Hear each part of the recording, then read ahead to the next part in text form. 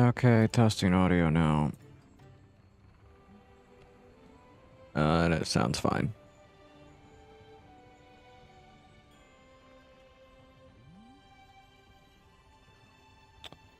Okay, everything's running. I thought I muted that.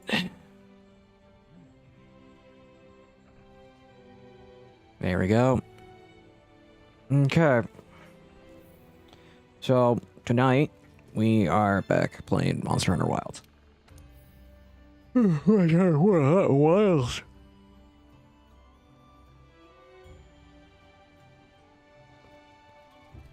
Okay. We need to go fight Bayroth. There we go. Need to go fight a mud dinosaur.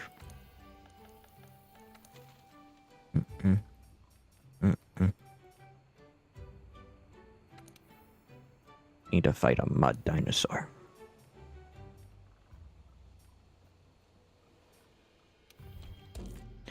And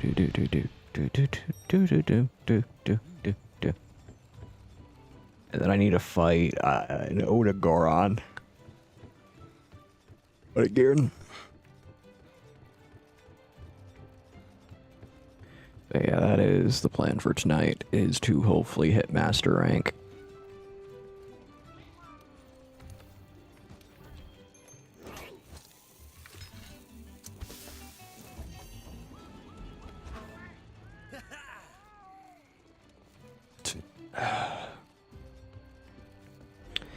Let's do this. I know. I have a feeling I'm going to fight the 3 Elder Dragons. The Valhazak, Teostra, and... I can't remember the other one.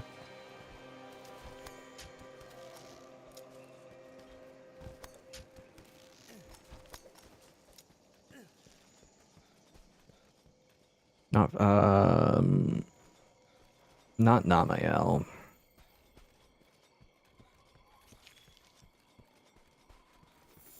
I can never remember the actual, like, third one.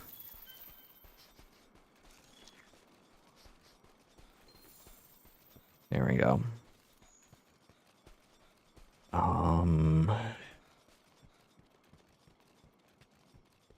Teostra, Valhazak. I can't remember the 3. I know there's 3. Oh, Kushala. The fact that I forget about Kushala is kind of funny to me.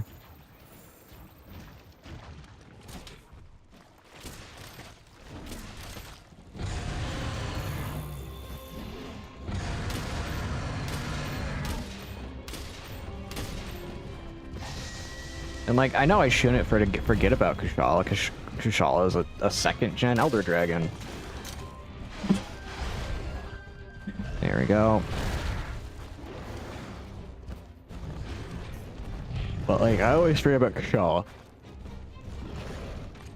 It's not for the reason you think. Right now, I'm at the point where I gotta kill... Nergigante, but I'm getting armor right, but I'm trying to set up armor for Gloopy.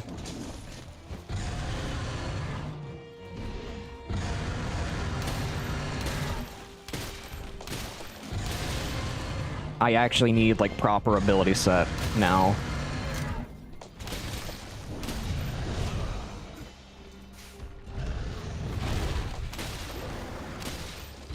Also, hello, Gloopy. How you doing today?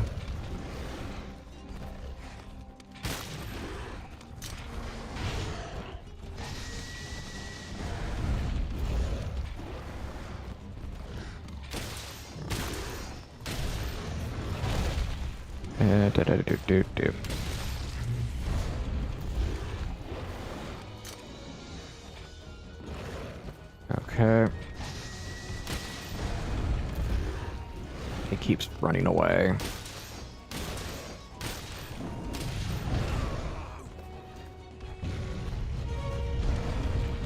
Oh, I should say, last night while writing the script for the video about what I would do to bring Monster Hunter in line with the older games, actually bring it back to its identity, I got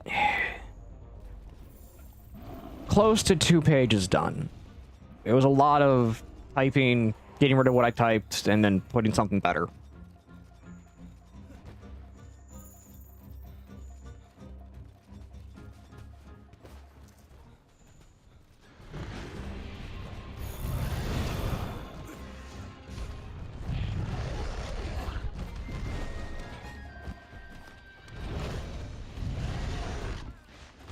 It's an interesting project, I have to say.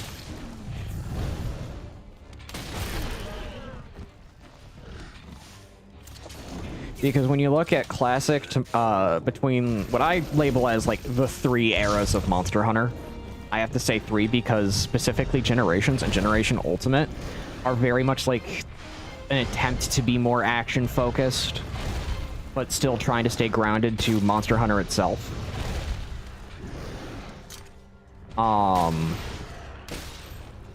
It's very interesting when you look at specifically the classic games of basically 4U and before.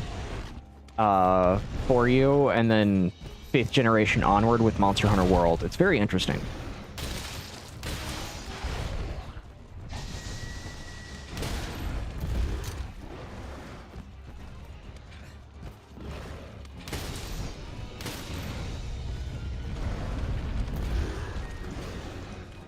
Need stones.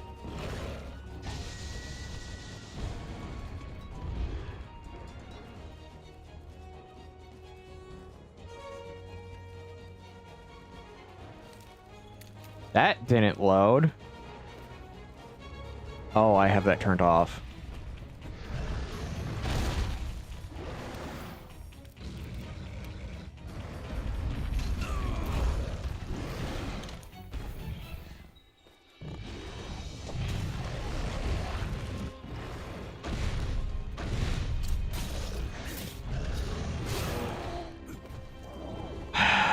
Okay.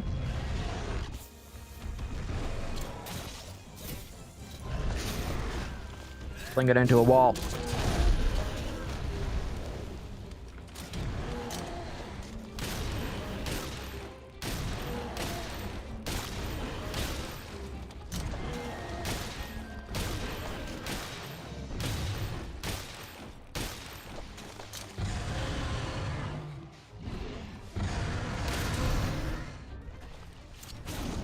And shoot in the face.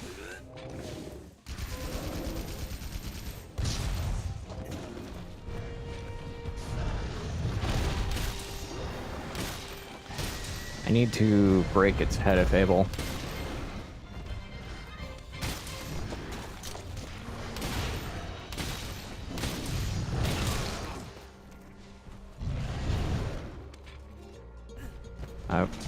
Okay, it's gonna do that. Load up.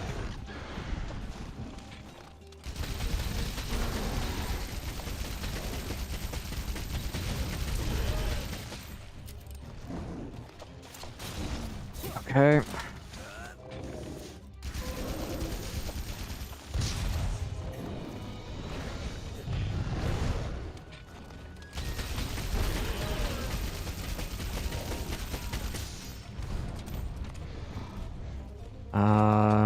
It's running.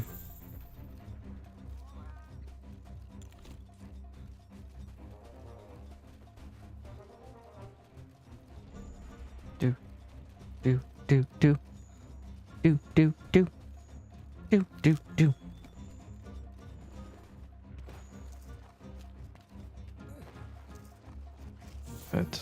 It keeps moving.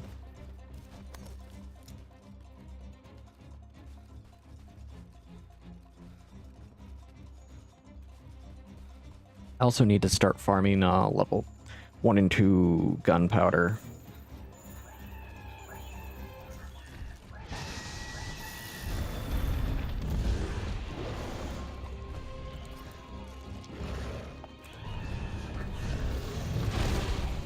Old seared... Oh, Teostra.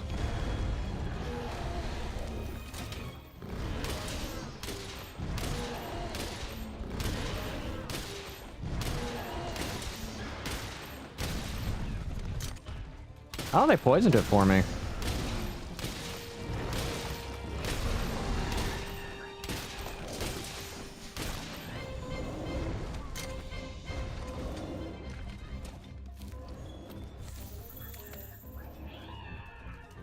Thorn pods. Not the best one, but it's not the worst.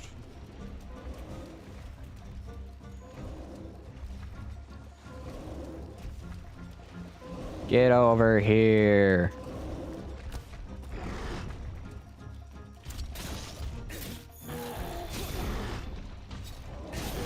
Into the wall. Face the wall. Oh. I spent all my things.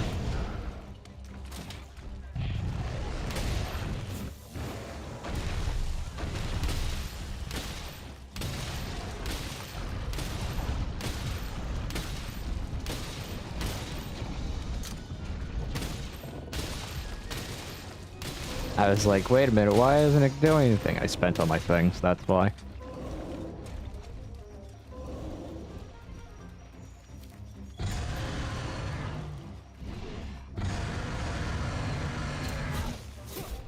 No. Oh, it's already angered. Okay.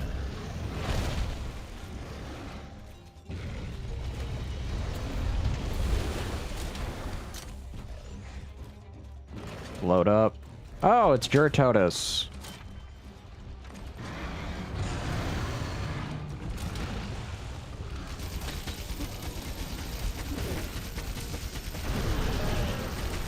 Well, Juratotus just did my job for me.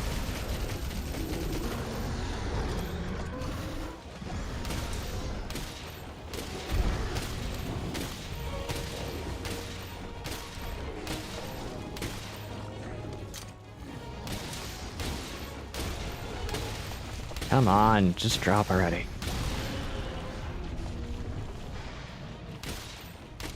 There we go.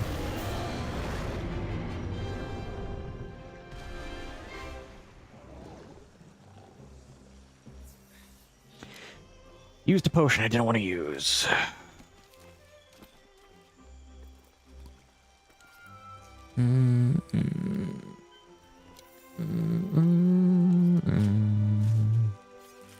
Do do do do do do.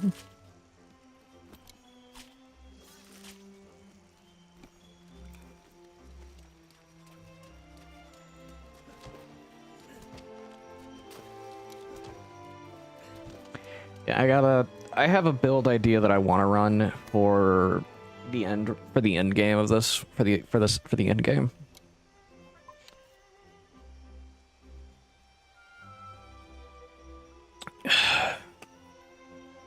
Oh, don't worry, I got an entire case of tea now. Oh, I'll be able to talk a lot more tonight. Do do do do do do.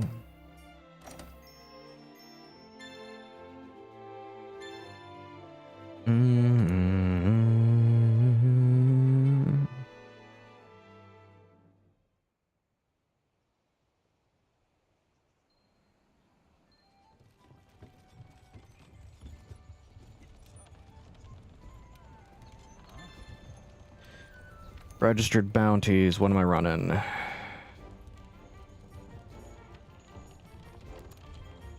It's time I start running capture bounties.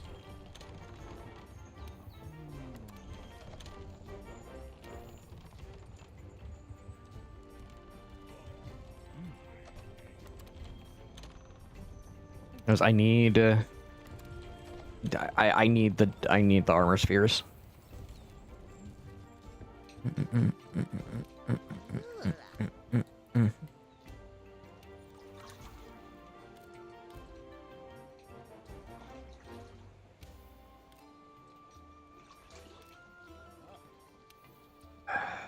That will give me 3 shock traps. That'll give me 1.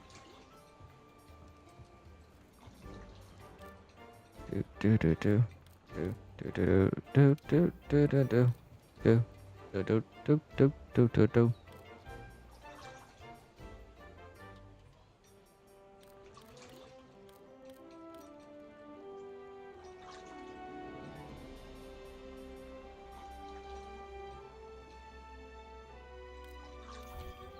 No, I'll just melt these right now.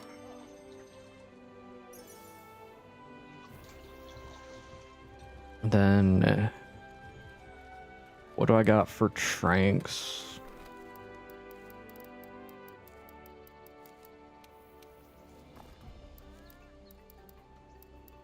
I don't have any parashroom. Okay.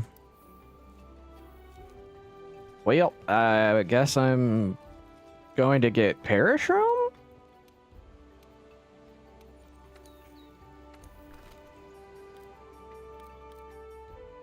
I can buy gunpowder too now.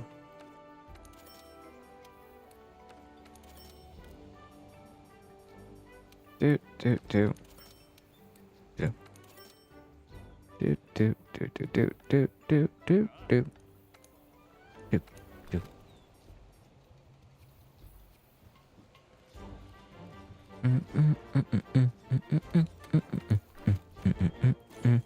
Yes, I love this game's music. It's so good.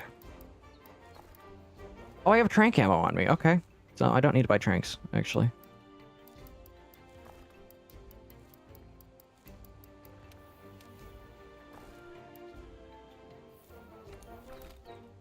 Forget trank ammo exists. I always do.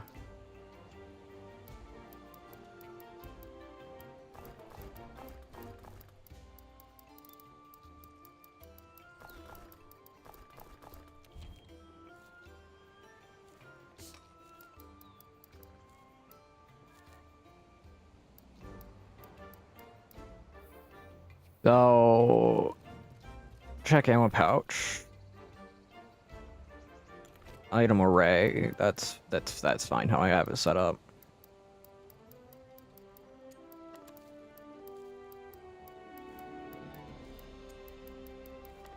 I want my traps on this side.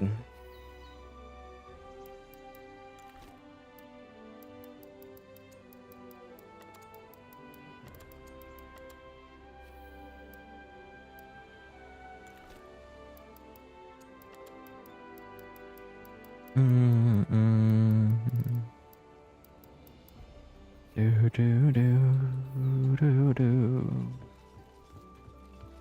So now it's time to go craft. Oh, you're back. Okay, I already purchased. I'm going to replace material goods. I'm gonna do that setup where it's just a bunch of trade items. Because I need Zenny.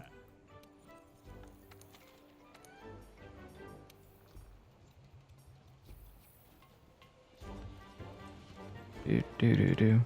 Who is requesting a mission?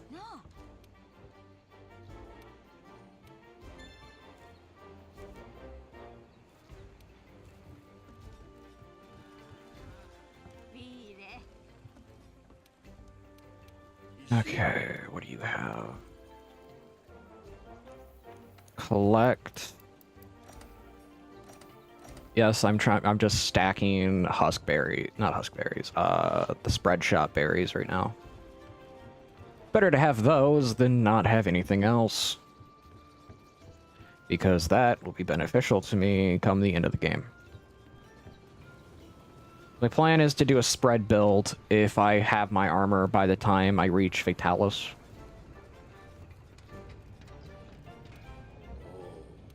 And then use smoke bombs to just basically do what I need to do.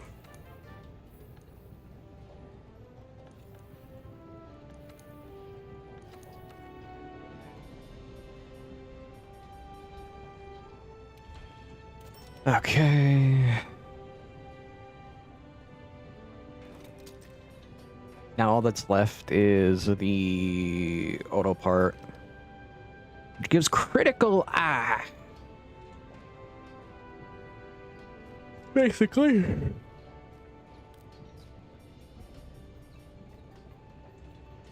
That's the plan. Right now, that is the plan.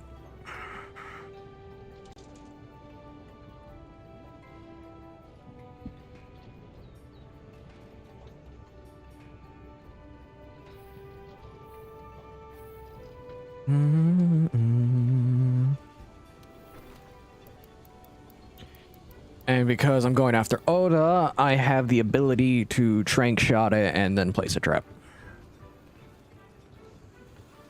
And no, I was gonna say, and no, I'm not going after the mangaka of One Piece.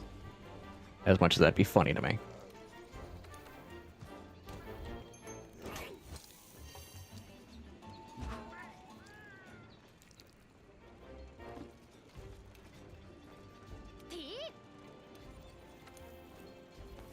Do.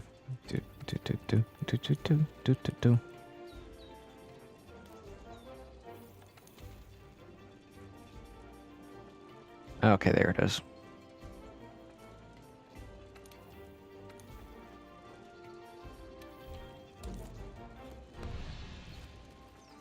It helps that I'm aiming to do capture, because I'll get more resources.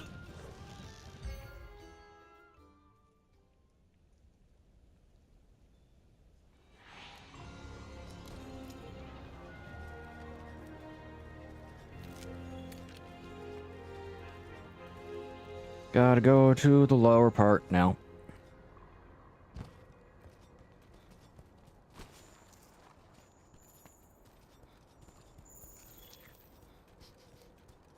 Old footprint. I believe that's... Oh no, that's gonna be what I think it is. That's gonna be Tigrex, isn't it?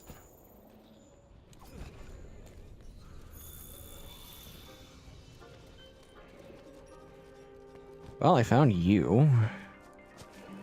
Found you.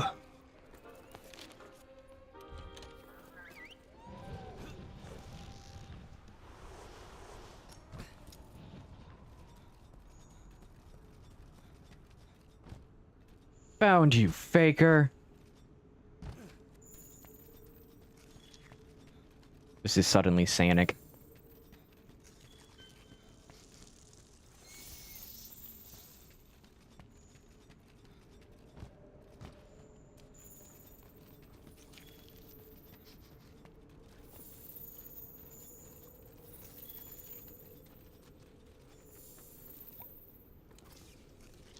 I was gonna say, I think that's Tigrex.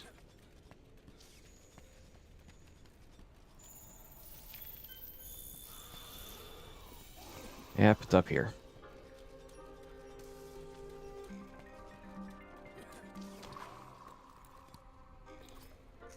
No, that's Valhazak.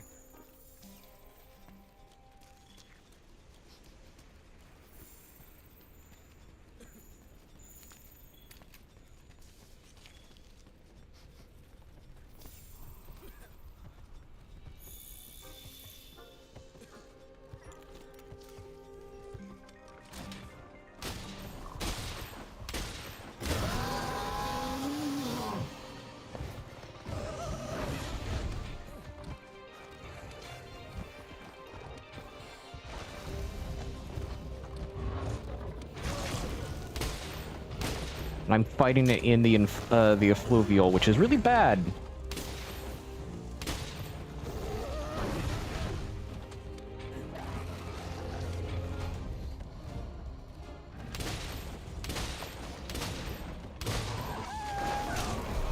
I could get rid of any monster from Monster Hunter, just like all of it.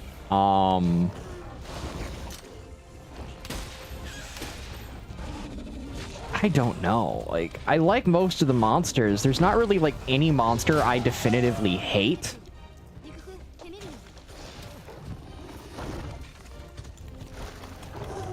I mean, like, there's ones I dislike. I'm fighting one I dislike.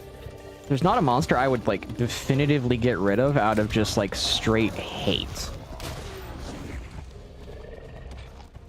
And that's just due to the fact that I find most of the monsters entertaining.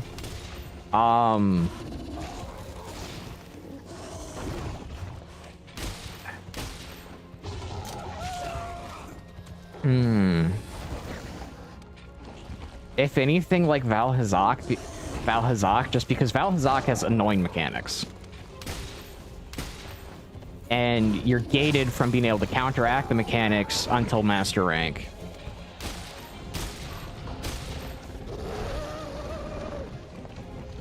Yeah. Even Renopolis. I think I'm saying that correct.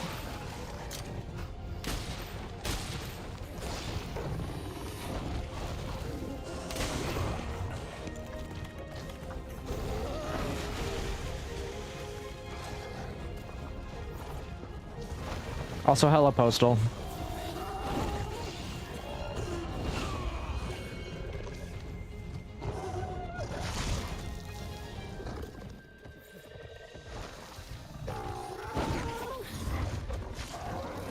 But yeah, it'd probably just be Valhazak, specifically because Valhazak has the mechanic where it just halves your health. Like, it doesn't matter. It just, oh, yeah, you have half of your health now. And you can't counter that, and you don't get a fluvial resistance or a fluvial immunity until, like, master rank.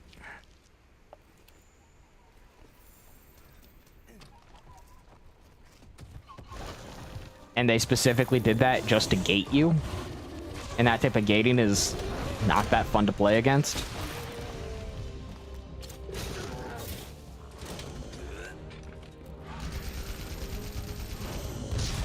If Valhazak did not have that mechanic, I would genuinely say I don't really care. I don't want a monster remove type of thing. But I am not a fan of a fluvial as a mechanic.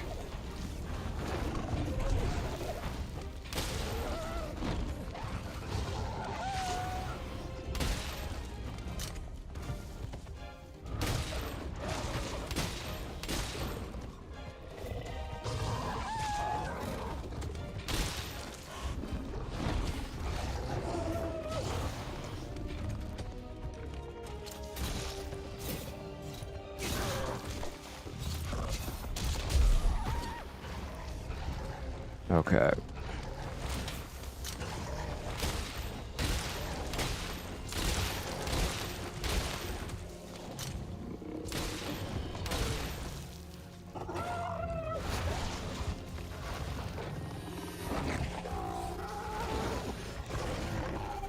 And I'm kind of happy that a fluvial's never returned since World. It's like, I don't like the idea of monsters just saying, yeah, you don't get half of your health anymore.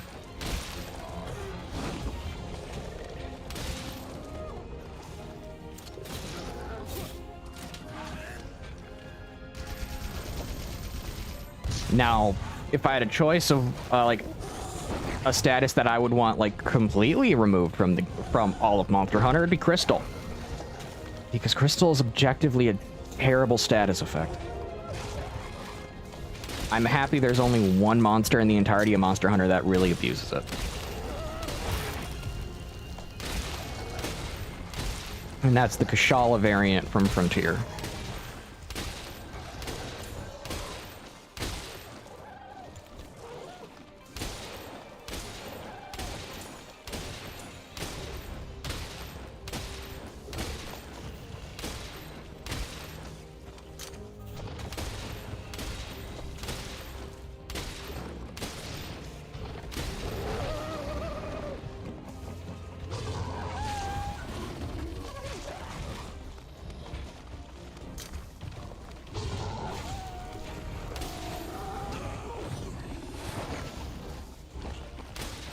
But how's everybody doing today?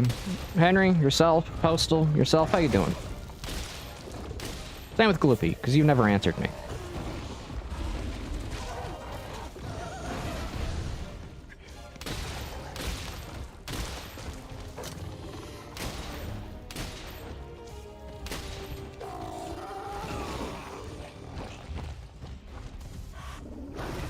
Okay.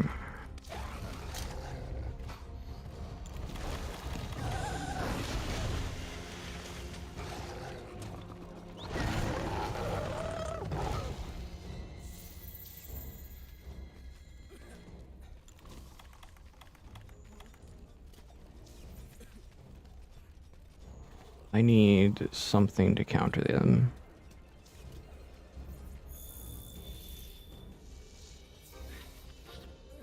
It went back to its little home over here.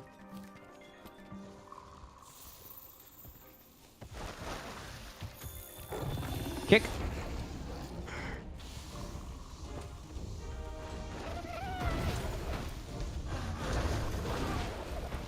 Oh.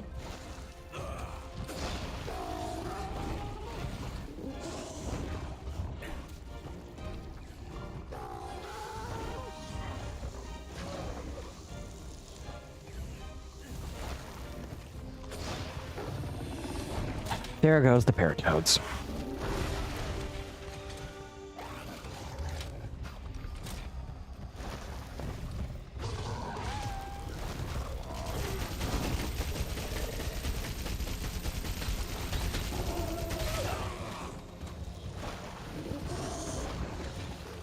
And thank you for healing me.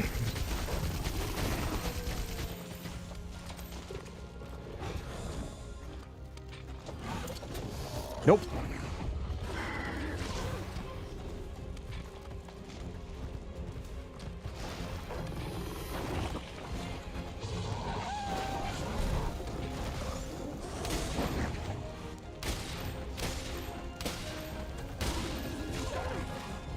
How about you don't do that to me?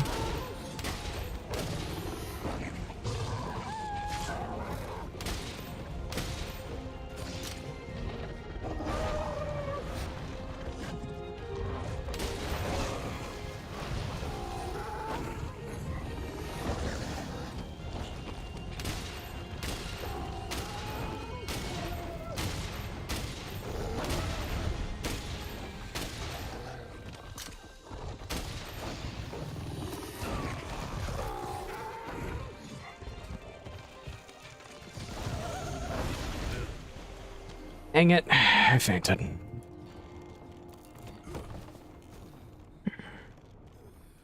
But yeah, I genuinely like pretty much all the monsters in the games. Some of them are irritating, that's just because they're using weird mechanics, but that's really about it.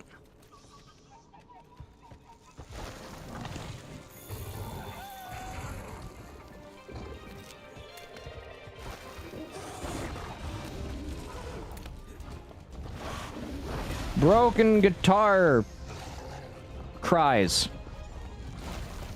Hello, how you doing?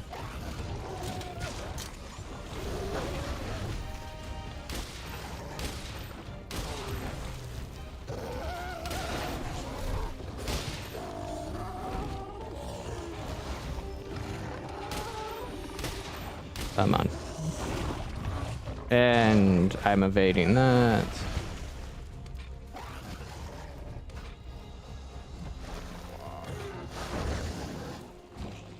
It depends on the monster. Some of them have some atrociously high health, I'm gonna be honest.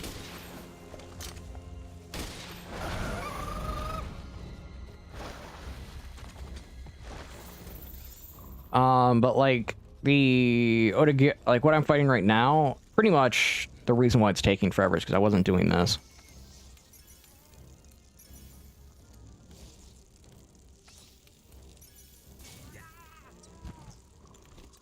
I wasn't recrafting ammo.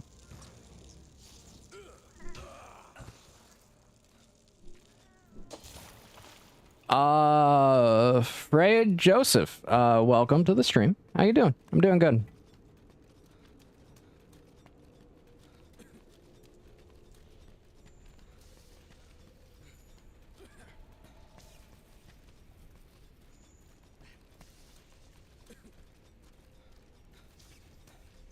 Oh.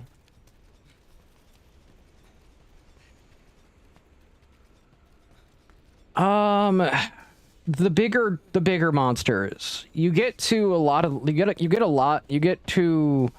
the bigger, far more fun monsters once you hit about high rank. Low rank really consists of just mainly introductory monsters. It's why it ends at Zor Magdaros 2, which is before Zora Magdaros 2 is specifically Rathalos and Diablos.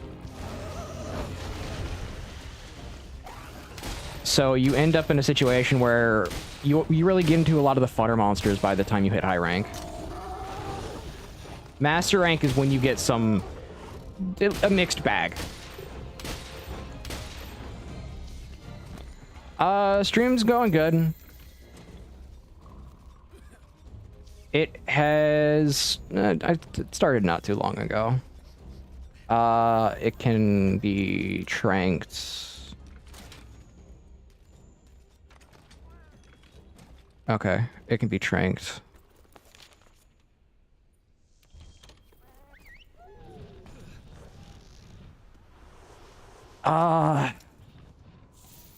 For the sake, I break it into 2 to 3 categories for what my favorite game is in this franchise. For just the combat, it's Monster Hunter Frontier.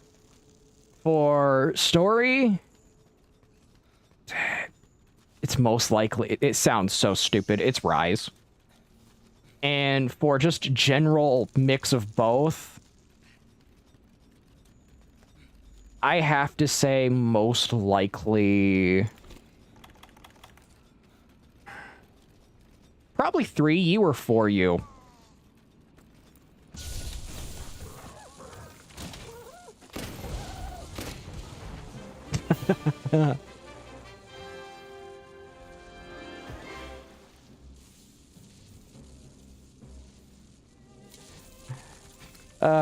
Trank shot, man. It's so useful.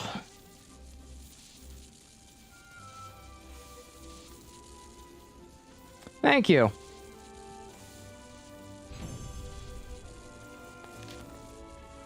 Okay. Is there gonna be enough materials? I welcome you to the feline pile.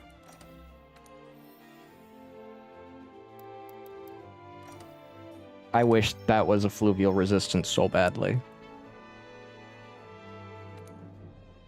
A fluvial resistance would be so useful.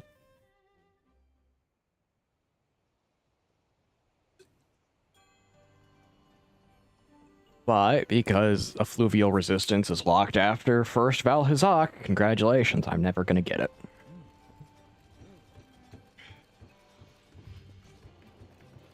And that's the downside of locking decos like that. That's also the downside of randomized decos. I swear, my favorite versions of decorations, specifically, is Frontiers. For the fact that in Frontier, a lot of the decos that are good for you to run are made from crafted gear. Where you have to level up equipment to get the armor into a point where it can be turned into a decoration, or it's made crafted in the workshop without requiring gear to do stuff. It's probably one of my favorite means of how they did decorations, and I really wish they'd go back to that.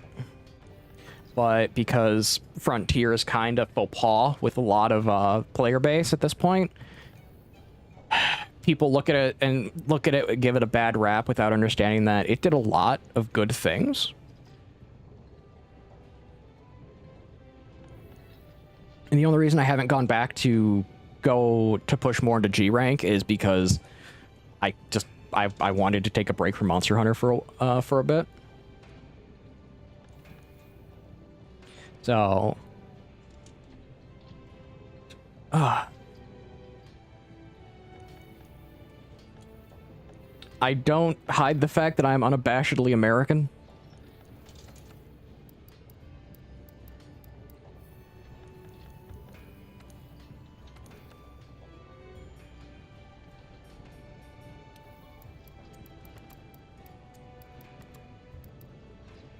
Okay. The amount of British jokes and Australian jokes I could make is very funny to me.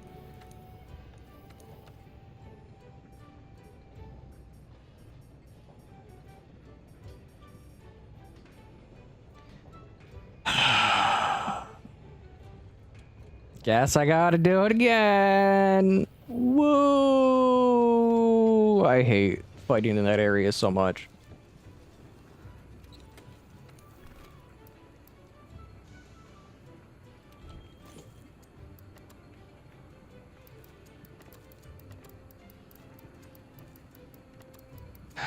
I hate fighting in that area so much. It is a good game. It is a very good game. Personally, myself, I am more a fan of the classics, but that's just because, to me, the classics represent more about what Monster Hunter truly is. Because I liked the simple but restrictive combat, a lot of the farming. Sure. But yeah, I liked a lot of the simple yet restrictive combat from the earlier games. And I understand why the game sells so well. It's because the action combat is amazing for modern games.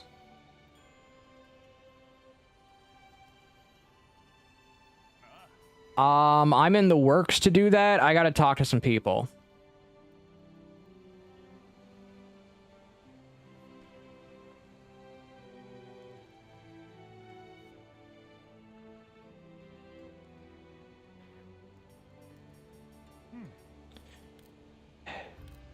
That is completely unnatural growth to an actual channel. And... one second, I'm buying stuff. That is directly unnatural growth to a channel and does not actually help to build an audience that is sustainable. I understand why people do it, but that's not what I do. Please don't mention this any further because it will result in a ban.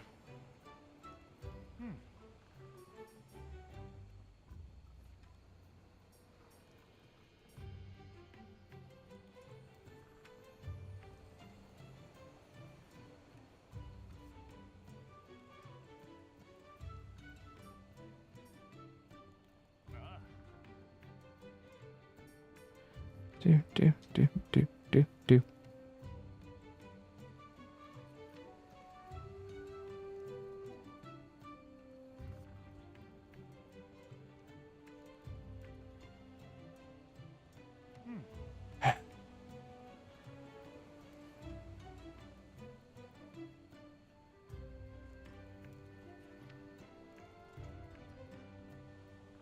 And gone. I don't take kindly to people who come in and market things. I'm gonna be blunt. I don't.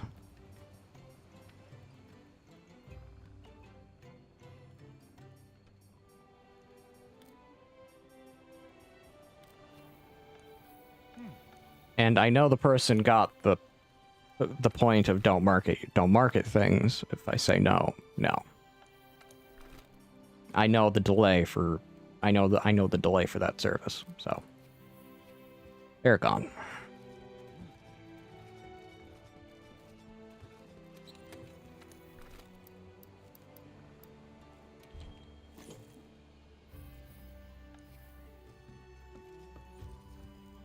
Downside is Streamlabs chat does not delete the message when put through.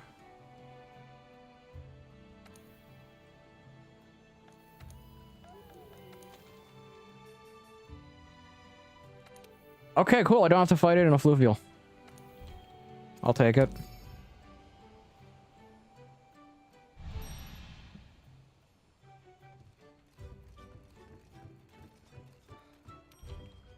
The worst part about that is when people try to market themselves and say, hey, I dropped you a follow, or I dropped you a like, or I dropped you a subscribe. Like,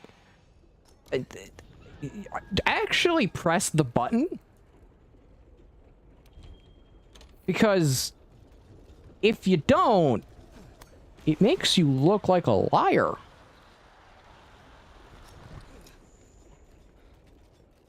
And looking like a liar is how people just don't believe you.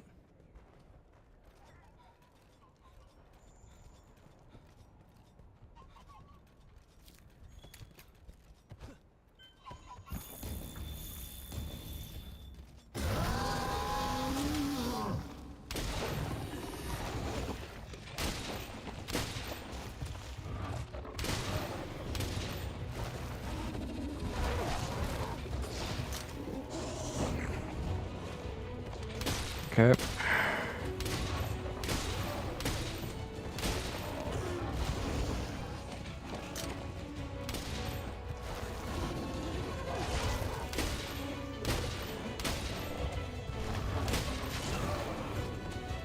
I didn't eat before the fight.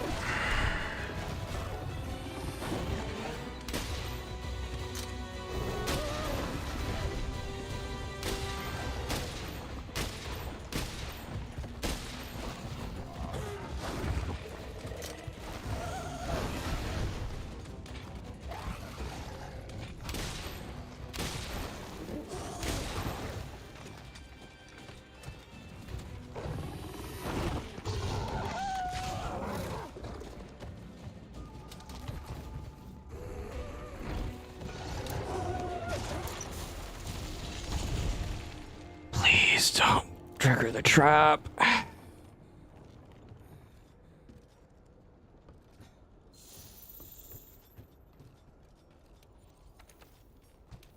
There we go.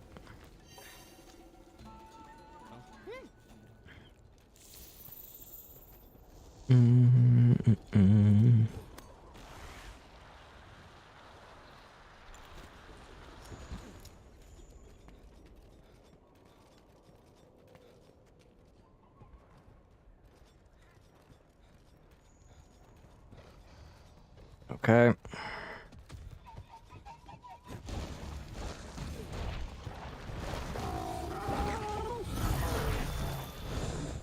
Eat boulder.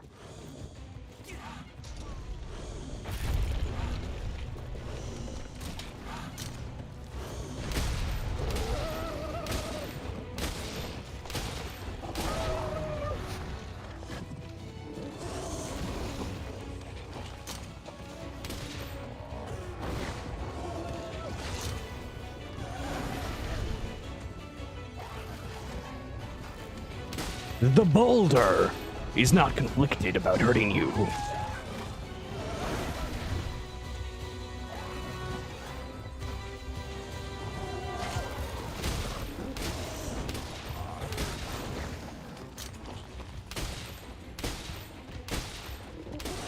There is no confliction with the boulder.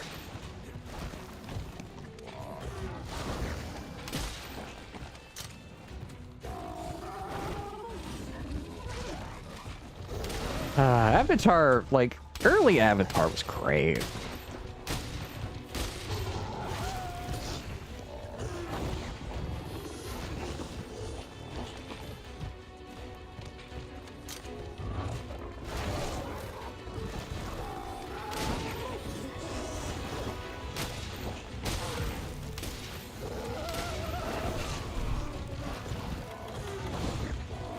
Eat the Astera jerky.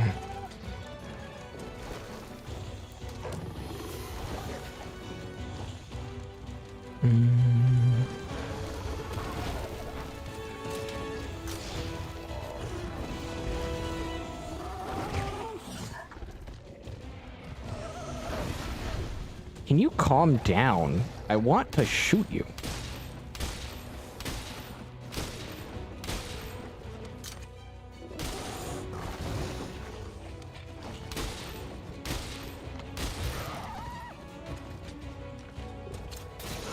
Okay.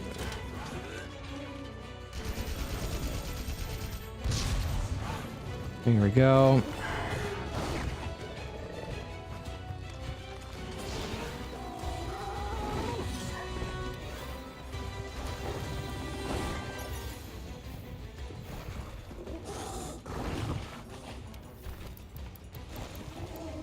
That's not what I wanted at all. I ended up crafting 3.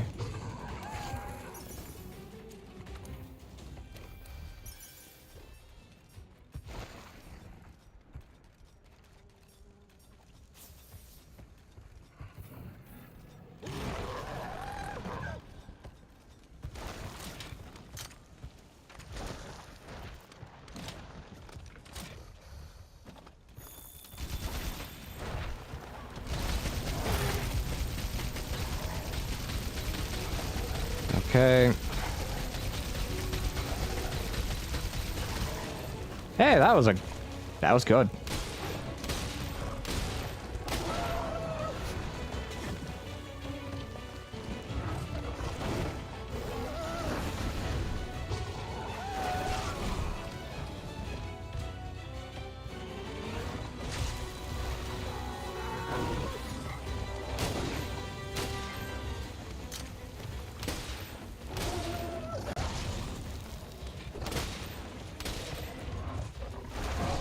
And no. Nope.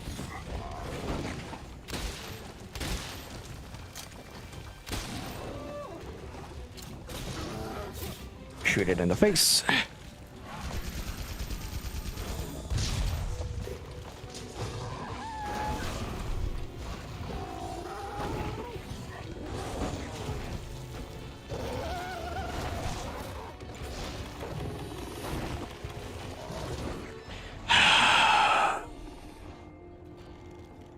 They should have just kept dodging.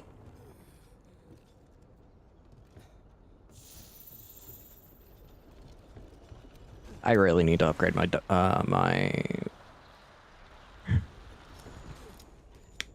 my brain just stopped working for a second. I need to upgrade my armor. Like, my brain just completely stopped working for a minute.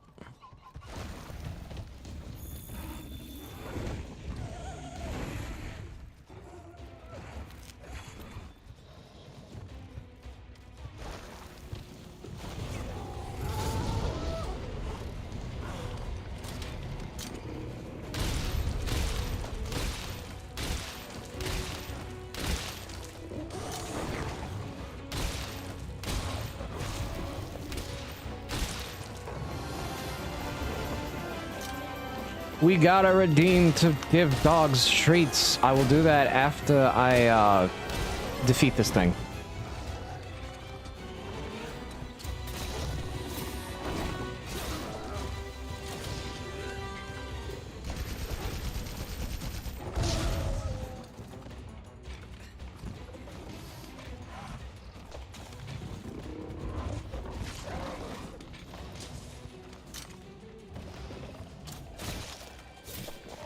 No. Face the wall. The wall.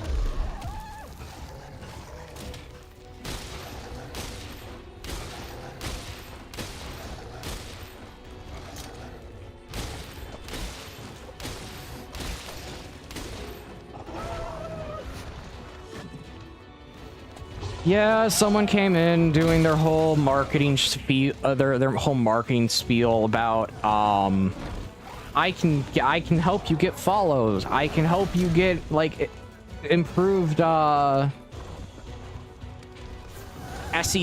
It's just like, that's unnatural growth, man. And yeah, I already know a lot of streamers do that, but I come from an era of I come from an era of live streaming where people didn't do that. And to me, it's disingenuous when you do that, because it says you're willing to buy your way to the top, which is just the same as willing to say it's the same as saying that you're willing to sleep with someone to get to the top. It's how I look at it. And I don't agree with that.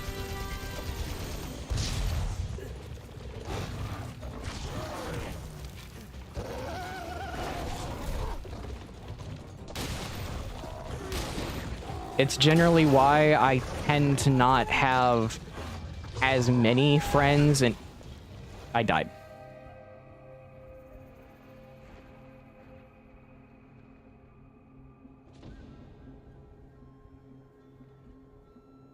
It's the reason why I tend not to have many friends in the VTuber sphere, because that's largely how VTubers grow.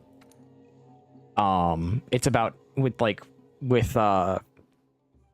example Cinder, Bao, Silvervale, like all of them have got to where they are because of who they know. Silvervale not so much, because Silvervale just kind of does what Silvervale does.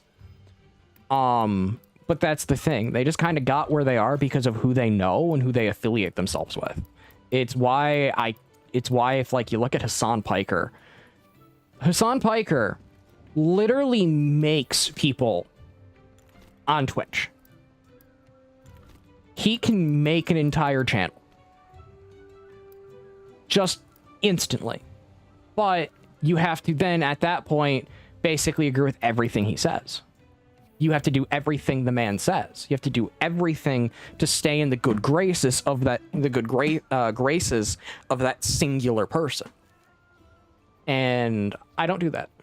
I'd rather just be myself, be chill, and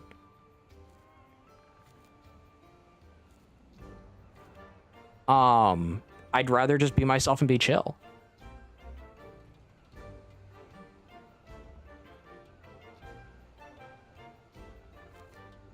I used the Cinder thing as an example because genuinely that's how she got where she is. She got where she is by being a degenerate and knowing people. That's the sad truth of it. Like, it's the same thing about when people come in and say, well, I can help you get X amount of followers in like X amount of days. It's just like, it's the same thing, at least in my mind. But I'll be back in a second. I'll go get the dog treats so you can see the puppies. Eat some treats.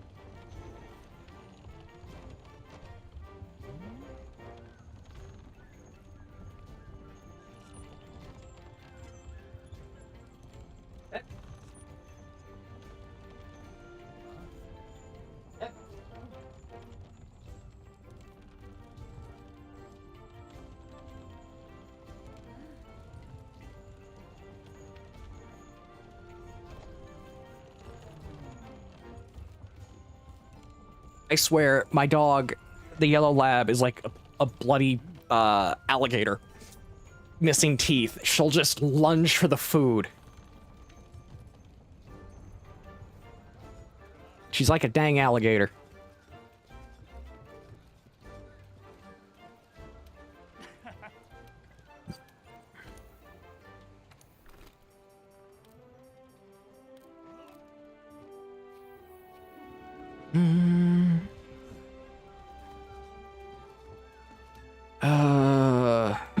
Do I want to try fighting Nergigante?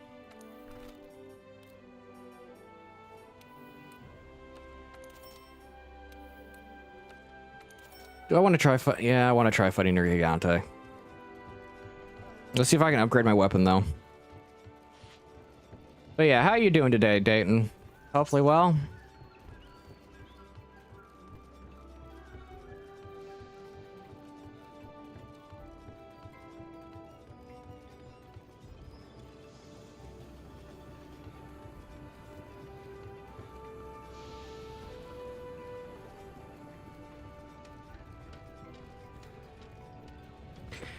That's one reason people lie.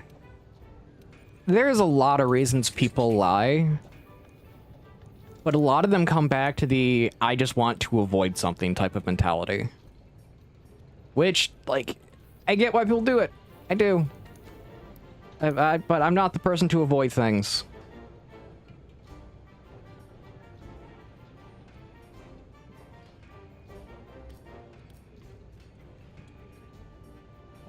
I really am not the individual that avoids things. I'd rather face it and deal with the consequences.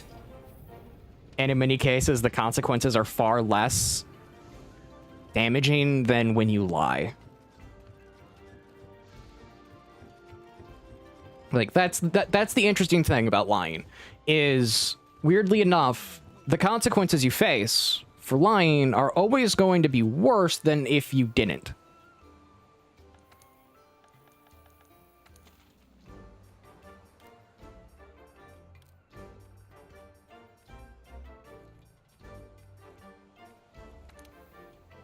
Do do do do do do do do. I need to drink a thing of tea. It's like if, say you're, like, example, I'll use, example that my friend wanted. That, a friend I used to have. His family made him go into med school. It wasn't, like, it wasn't what he wanted to do.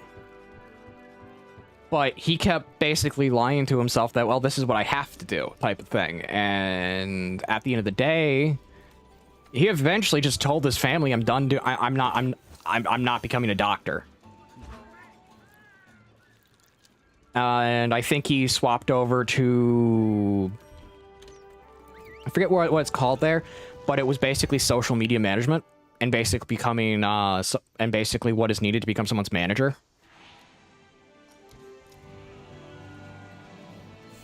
And actually, like, go through the proper channels to actually become one type of stuff and learn everything needed. And like, yeah, that's what he did. And as much as I don't talk to the person anymore, I can at least say, hey, good job. You were honest.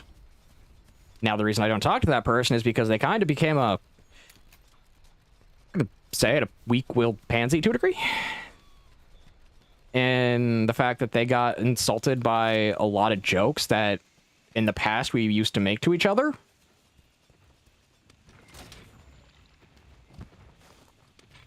And the fact that he stopped learning to laugh at the worst of situations. I think the joke that broke that friendship was, what's the difference between a piece of jerky and a Nigerian child? The piece of jerky has more calories. And like, yeah, that's dark. But it's also sadly true, type of thing. And that was like the entire point of the joke. It was to say the truest thing possible, while also being as dark as possible with the humor.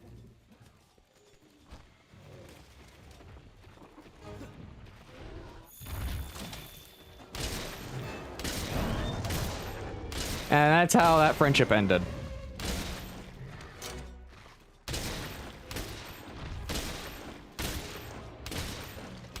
It also didn't help that, many times I got asked to look at artwork about, like, furry stuff. Specifically his, like, persona and his writing, and I'm just like, you ask me for my opinion.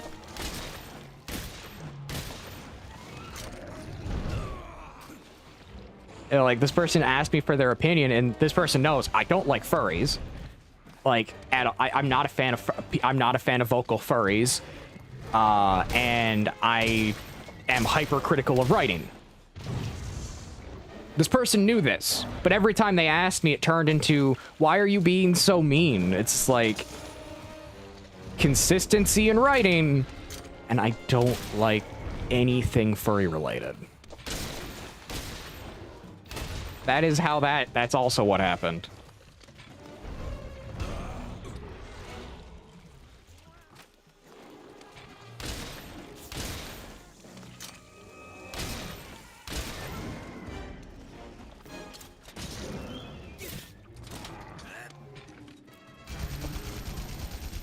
I understand not everyone has the same humor. It's just that this person and I used to have the same type of humor. But over time, apparently their humor shifted, and I never figured that out.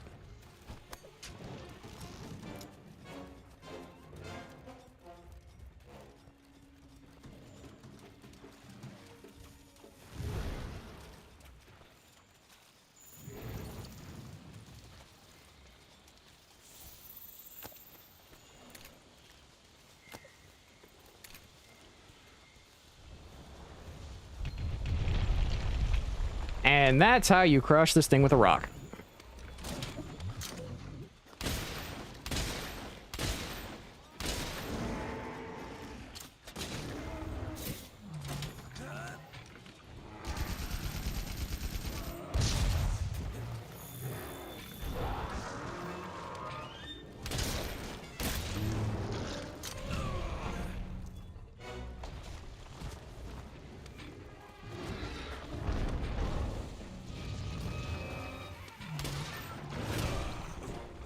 Yeah.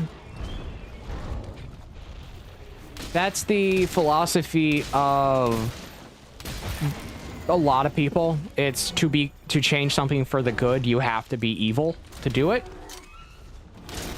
When I believe the best story of that kind of that type of thinking is actually Jeanne d'Arc. Like, people look at Jeanne d'Arc and give her an image she never had. Like, she never had. She was never this...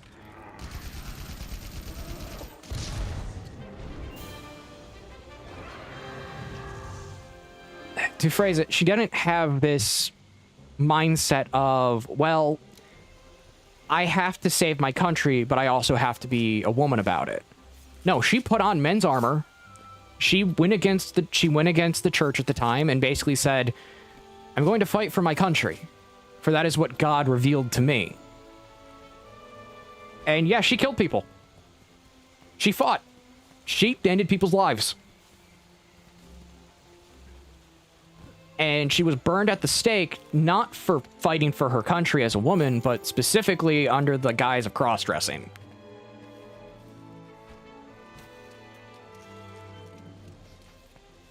People look at, like, I'll use the example of, like, Jeanne d'Arc without understanding that, yeah, no, she did some pretty heinous things, but she did it to save her people. She did it to save her country. She fought in a war, for Pete's sakes.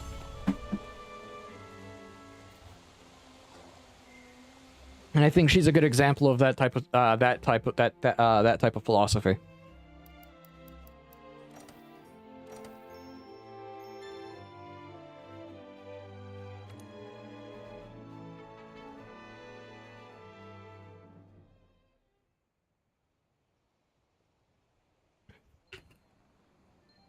Like, I can say this, like, most of the people who are called saints or are called good people, yeah, they've done some stuff. Like, they've done stuff that you vehemently would disagree with. Like, John Lennon, the guy from the Beatles who wrote Imagine. People use that to make him seem like this peace-loving, hippy-dibby, this peace-loving hippie. I don't know where I was going with hippy-dibby. When actually, no, John Lennon was pretty messed up in the head. He was very messed up in the head.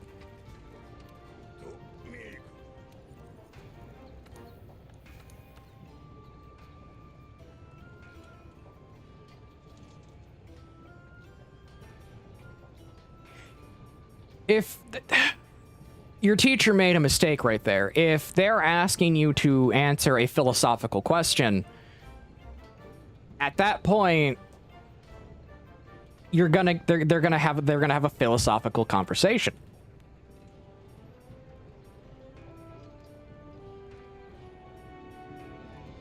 And if they don't actually want to have that conversation, don't ask the question.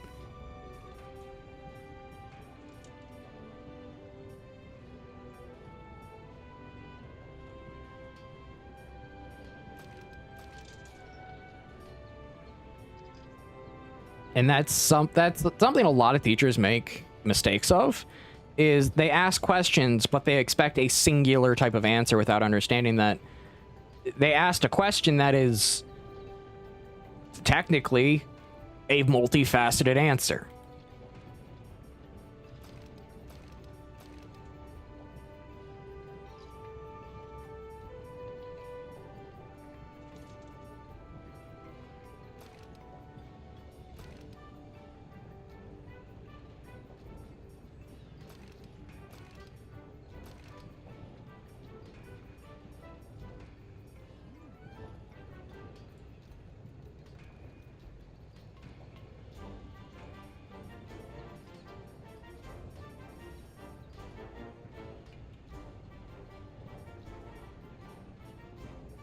But yeah, it's partly that type of mindset of asking the question and then wanting people to answer is because I genuinely want to have a unique conversation.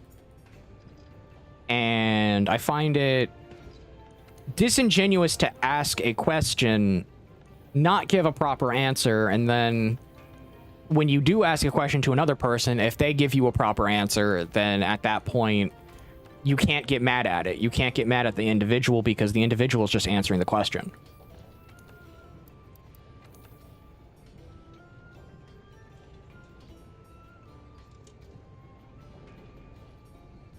And that I find is just disingenuous when a teacher does that.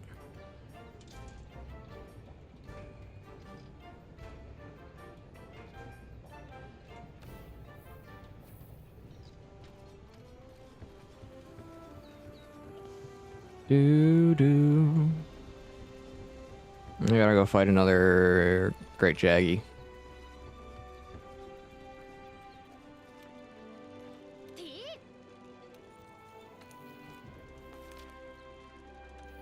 Part of the reason I make videos is, A, I got a lot going on in my head and I gotta get some of it out. That's part of it. That's like a good bit of the reason why. But the other part is I genuinely want to have a conversation with people. And that conversation, yeah, sometimes people can look at me and say I'm making something in bad faith, but in most cases, like a lot of the time, it's just me noticing patterns and I want to talk about those patterns.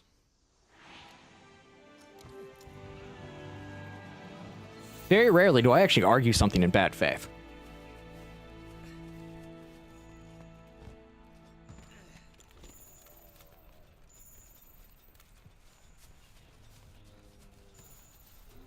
And it's kind of like, I have to preface this. This is a historical question, but like I think a good way to have you ask the question because you want to have a conversation is,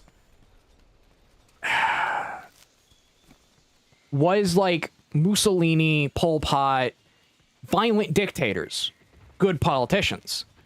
Because if you think about it, yeah, they were good politicians, but they were terrible people. And whenever you have that conversation with someone, they look at you and think like, no, they could never be good at anything. It's like, come on, even evil German mustache man had something he was good at. He was actually good at painting.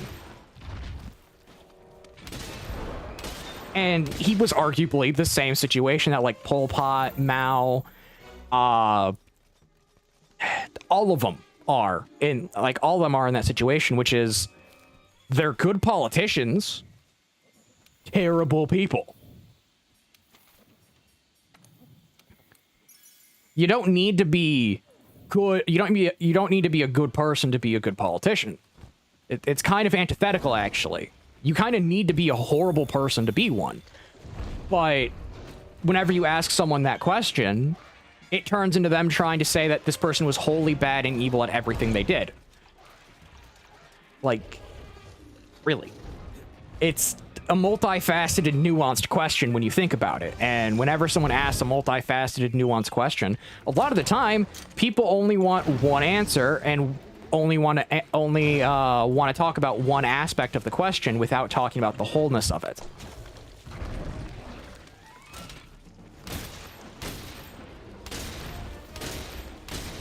Because if you don't talk about the whole nature of the question, at what point are you actually answering the question?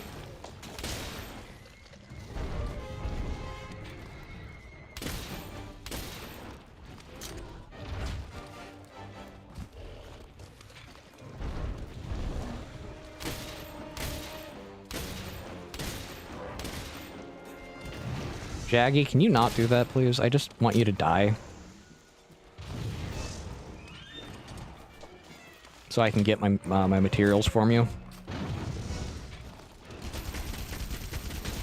Evil, but good painter. Yeah.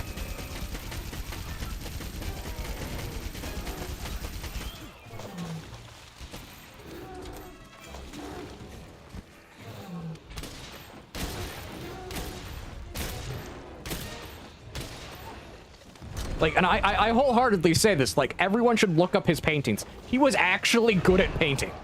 I don't know why he got rejected from art school.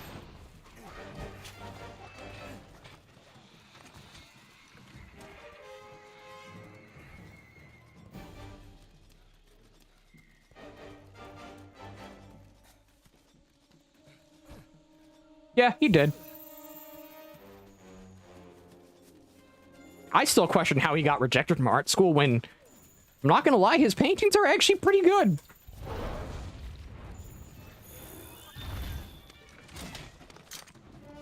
If I could own one, I would. Like, and it's purely because the painting is good.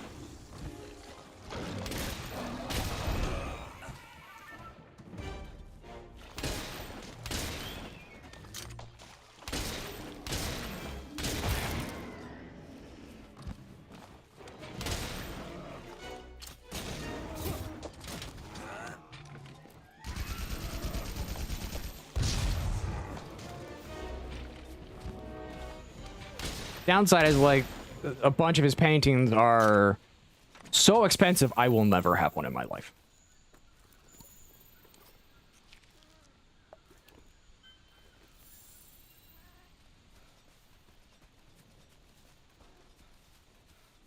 He got dismissed because his painting was unproportional and it have no soul. Okay, the not being proportional part, I can understand. I can get that. They kind of are unproportional.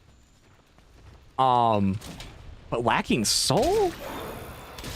That's some art. That's some art mumbo jumbo that people think they can think that when they say it, they mean something really like super philosophical and meaningful. When no, it's just them basically saying, "I don't like you."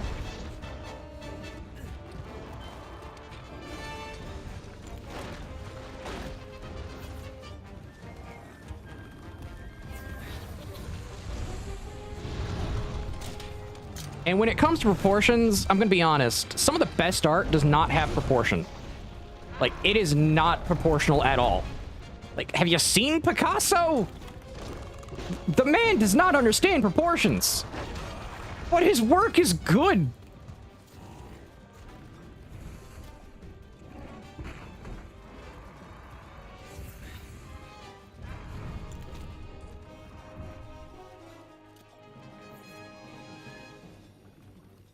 Dude, I am redhead. I got that so often, it was funny.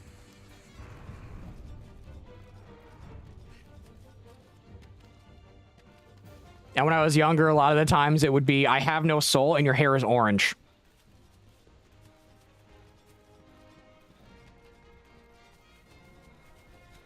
But as I grew up, my hair became very dark in color, which I like. The shorter it goes, the more orange it is. But if I let my hair grow out, yeah, it's like a good dark red, and I like it.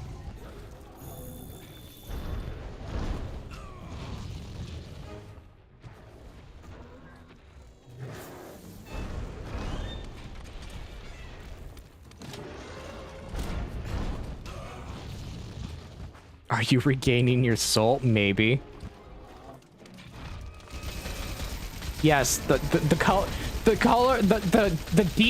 deep color of a redhead's hair is how you determine if they have a soul or not.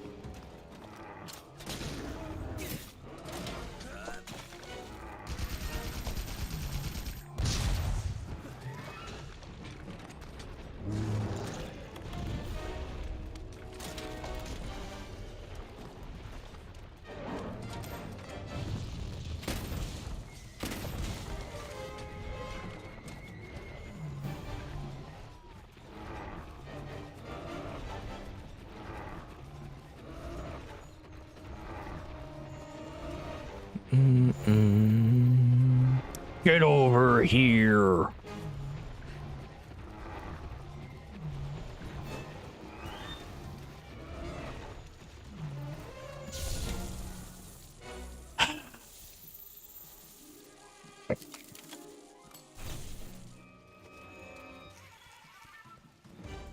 Wasted a trap.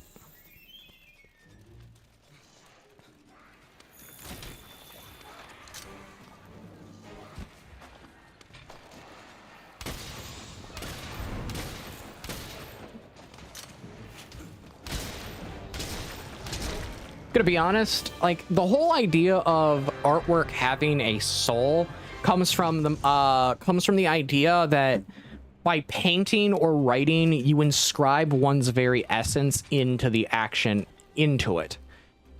And people have kind of lost that, where that was the original meaning of it. And nowadays it's turned into this whole, like, how do I phrase it, as like this mumbo jumbo artsy smartsy type of thing, where it's like, yes, I can see the detail and specialty of the painting. It has so much soul. It's turned into something obscenely stupid.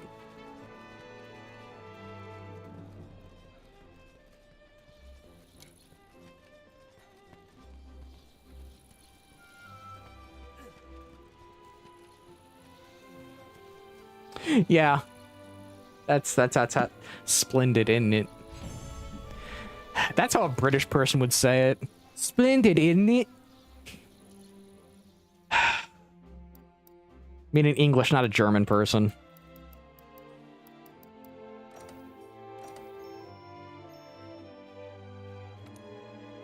A German would go... you'd ask the German, how does it look? Does it look good? Ja. Does it look bad? Ja. They'd answer with ja or nein. They wouldn't give you a full sentence.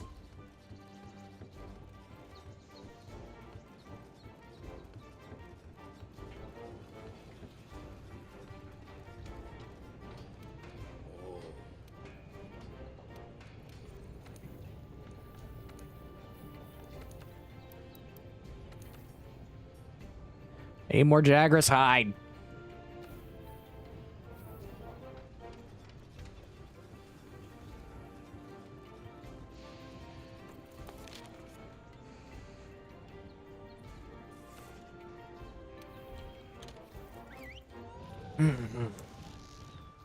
Jagras hide, and they gotta go fight a Yaku.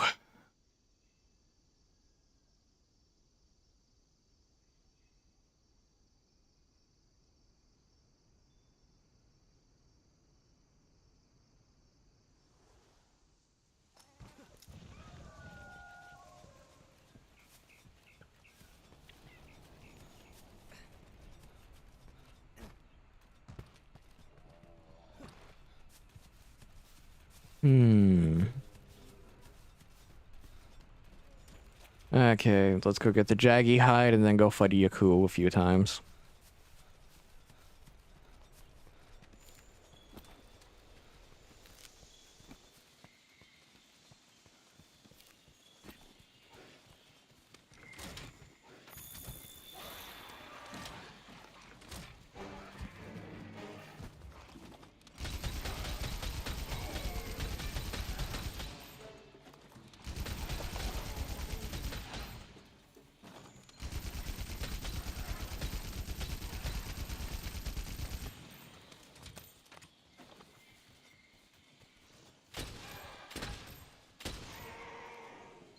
There we go.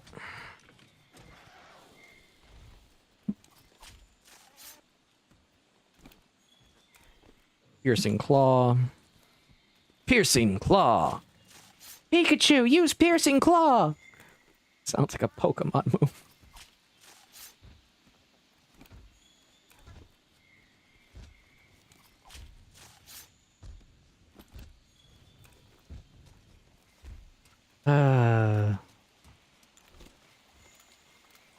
You got a weird sense of humor. I really do.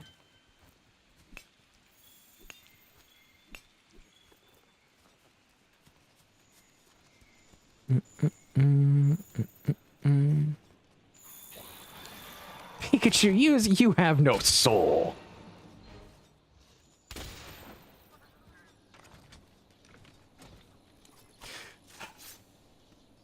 Whenever I hear the line of "you have no soul," it makes me think of Kingdom Hearts and not Ansem, Xemnas going, Kingdom Hearts.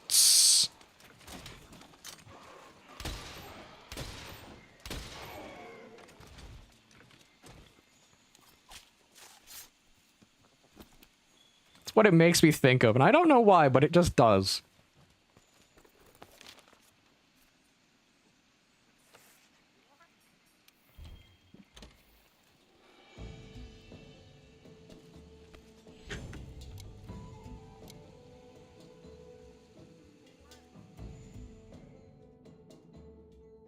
Okay.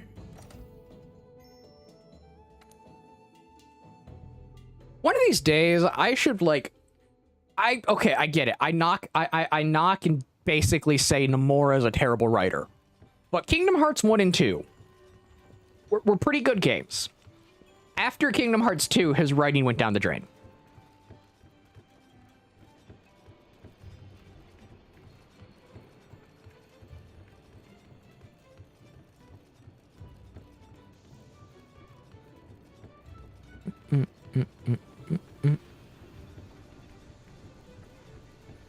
Because, like, I would play Kingdom Hearts 1 and 2 on stream. I don't mind those games. They're actually quite fun.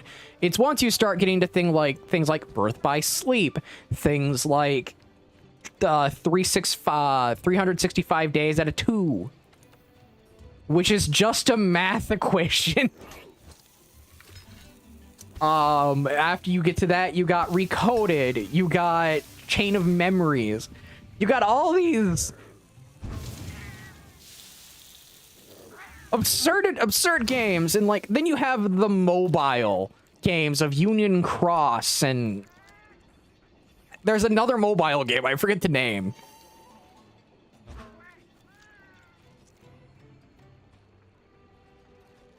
But like it's Kingdom Hearts 1 and 2 good. Everything else in the series is kind of dog water. Yeah, it's dog water.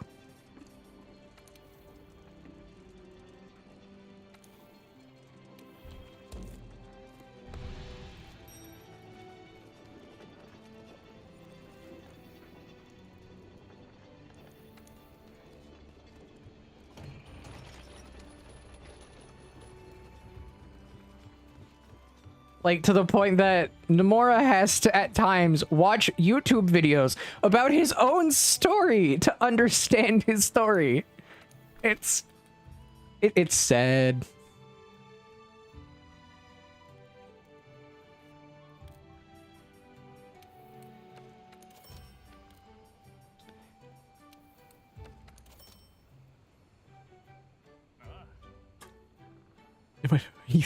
You think why gamers play games to relax from the real world shenanigans, and you give us math?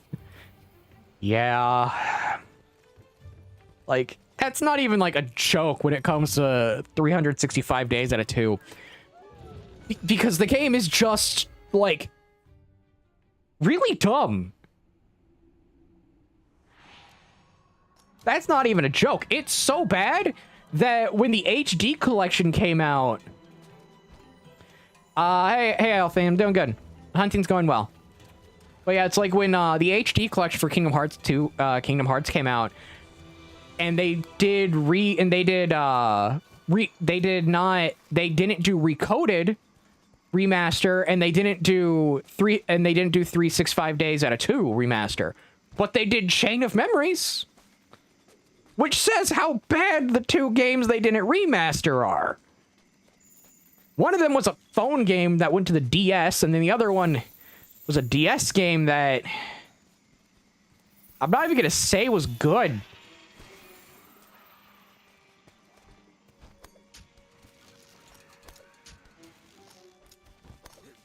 Because it required you to do so much math and puzzles, it wasn't all that fun.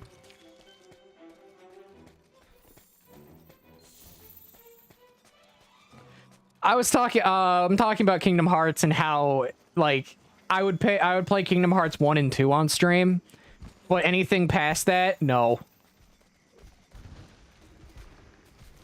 And that's just due to the fact of how bad the writing is.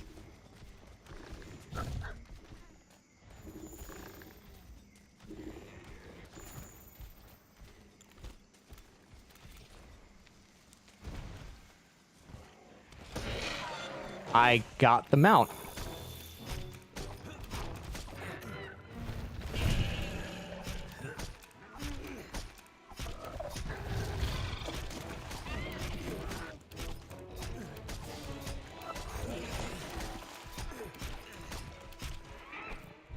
Just give up.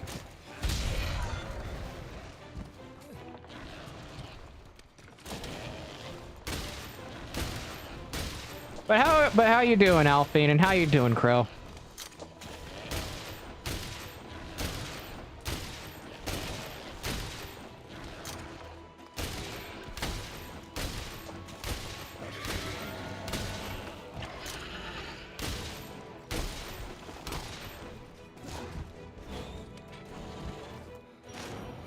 Dang it. That's good.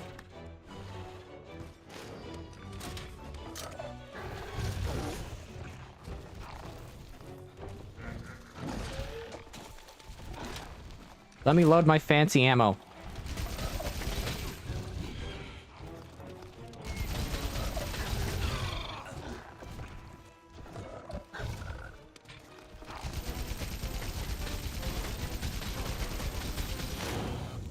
Dang it.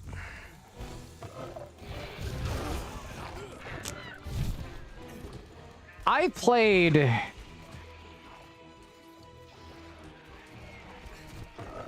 Oh boy, it got a new enemy. Great.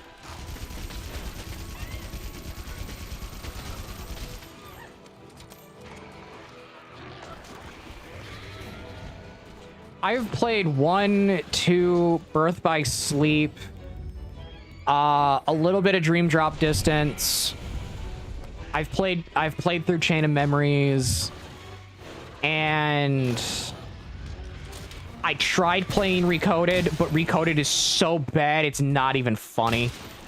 It's not the oh I'm funny type of bad. It's just bad. It is arguably one of the worst games that has ever been put in that franchise.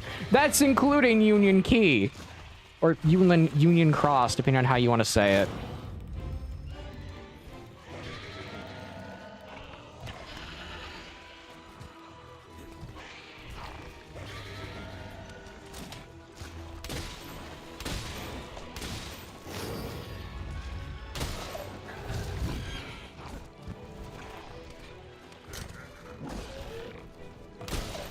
I'll see if,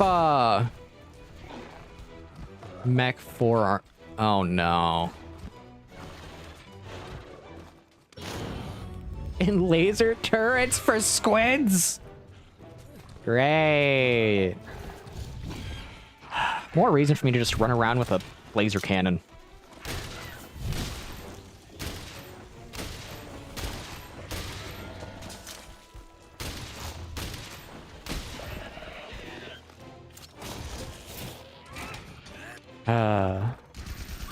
I'll probably hop back on Helldivers most likely Sunday.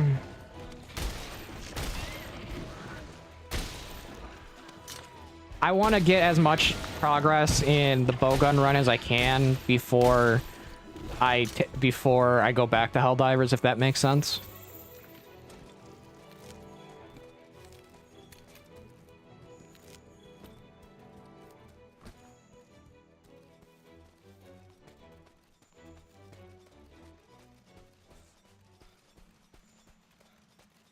Yeah, I'm just gonna run laser cannon.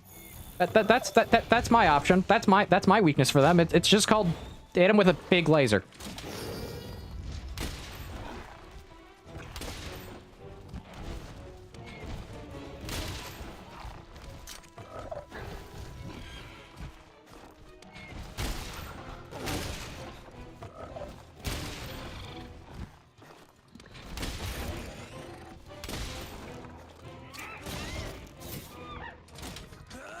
And there we go.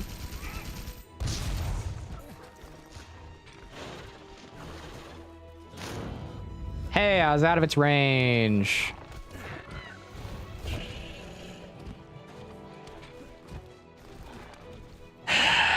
Yeah, I bought it because I had people requesting me to play it, and I have friends who play it. And if they reinstate the PSN stuff, all I gotta do is say, "Yep, nope, I'm done. I'm no longer gonna play it."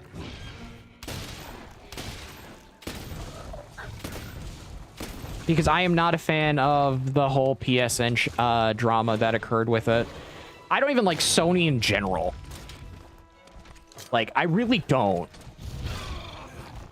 So their PSN stuff is a massive turn away. That PSN restriction is why I'm worried about Neo 3 to a degree. Because Neo 3 is going to launch on PC and PlayStation 4. Not, PlayStation 5. Whatever the newest PlayStation is. I don't know. I don't keep track of this stuff all that. I don't keep track of Sony all that much anymore. And they're going to release it on that platform. Thing is, I have concerns. I have concerns on the fact that I don't trust Sony to not try to make Koei Tecmo take that deal, where they get a bunch of money out of the gate, and what they do is then just say, well, we're gonna do this and make it PSN, make it require a PSN account. So it's kind of concerning. I have hopes that Koei Tecmo won't take that deal, seeing how much backlash has occurred just for Arrowhead. Now, do I have that concern with Code Vein? No. Bandai's already learned. Release their stuff on every platform. Bandai Namco's learned the release on every platform strategy very early on. Which, by the way, day one, Code Vein will be played. Like, day one, Code Vein 3 is going to be played. Well, no, Code Vein 2, not 3. I'm talking, if Neo 3 can be played on day one on PC, I think I'd do it. If they don't do the PSN, stupidity.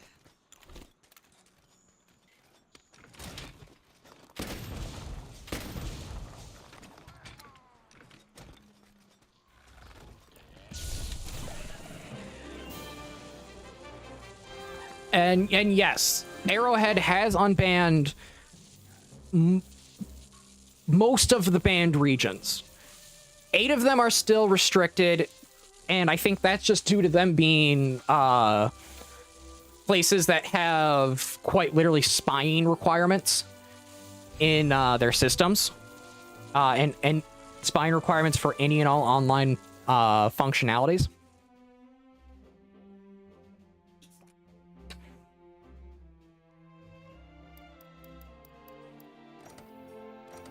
But, like, it should not have taken this long to unban the banned regions. Like, it shouldn't have taken this long.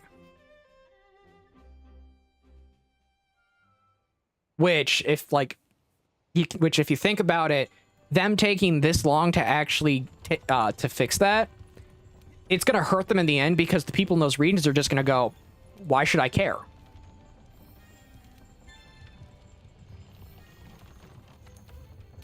And at that point, they really don't have a reason to care.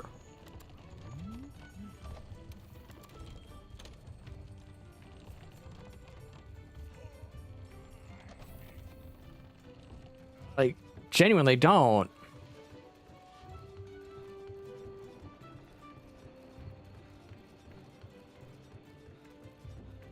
I get it. You say Arrowhead, not Sony, but, like, Arrowhead should have been leveraging to unban all of these places the moment the PSN shenanigans stopped.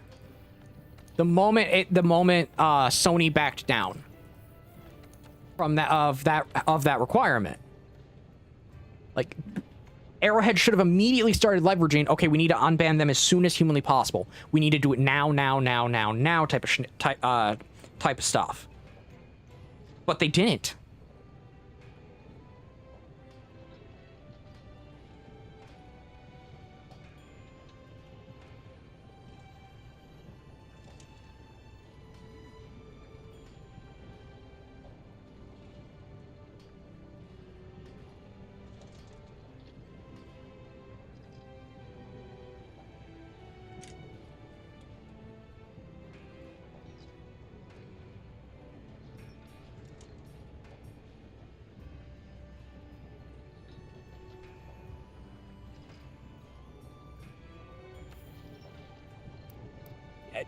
And that's the thing. They need to work against, they are inherently being stopped by the system put in place because Sony thinks, oh, we can just do whatever we want. When that's not true.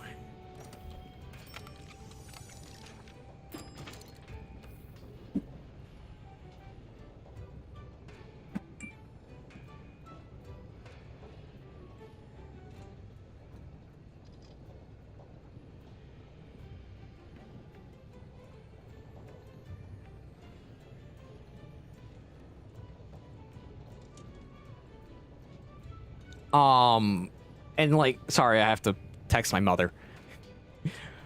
But yeah, it's like Sony acts like they can do anything and control everyone without understanding that, like,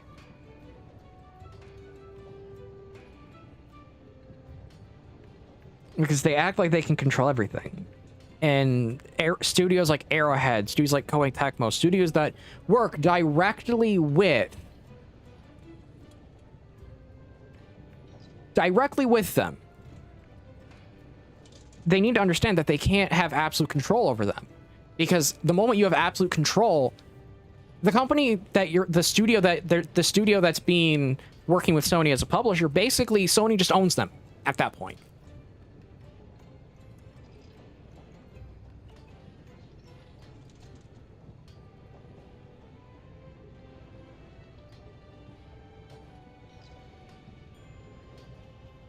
And it's not even like, oh, they don't own them, but they just publish the thing. No, at that point, if the publishing company has complete say over everything you do with a game, at that point, you're basically owned. And it's the reason why, like, I can at least say FromSoft is particular in the fact that they are not bound by that.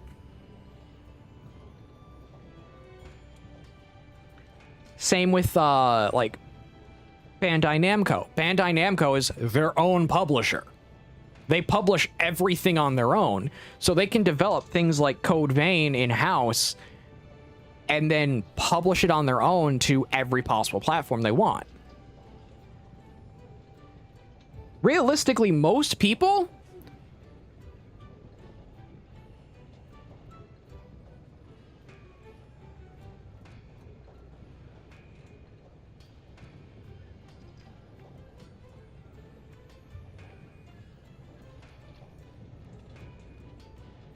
One second.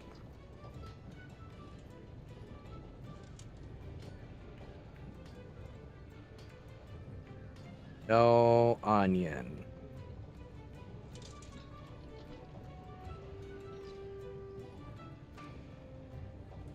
Pretty please.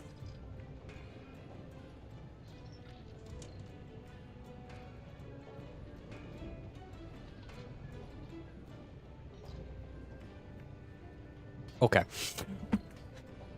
But it's like, yeah, I genuinely, in the modern day, indie companies and smaller companies that work with people like Bandai Namco that don't restrict a lot of the freedom, realistically should be working towards the idea of being their own publisher. Because the thing about it is, if you can become your own publisher, you're not bound by the restriction put in place of having a separate publisher like Sony and or Microsoft that force things like diversity, equity, and inclusion into their stuff. Like, just think about this for a minute. Ubisoft is technically their own publisher, but because the people who make the game get forced into the stance where they have to include certain aspects to meet quotas, then at that point, it's pointless. It's why Forspoken became a thing, and why directly becoming your own publisher matters.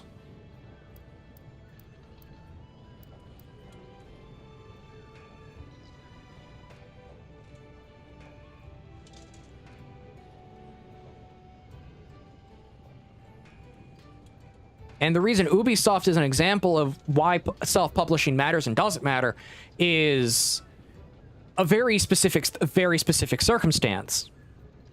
In the fact that Ubisoft, yes, publishes things in-house, they release things in-house, but they're bound by a board of executives and people outside of the company.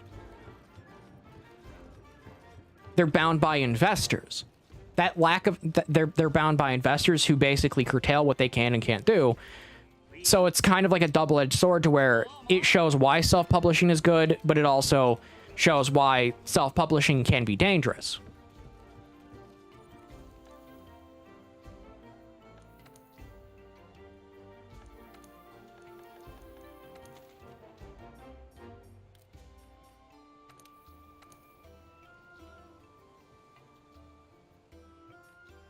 Now, personally, myself, if I started making a video game or a game in general, my plan would be to very simply just self-publish on Steam, and then if I get enough traction, work with someone like, I don't know, Kepler Interactive to get work with someone like Kepler Interactive to get it pushed over to other consoles.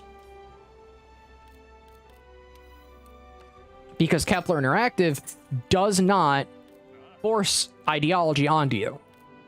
They are very much just there to make money. And that action of wanting to just make money is helpful.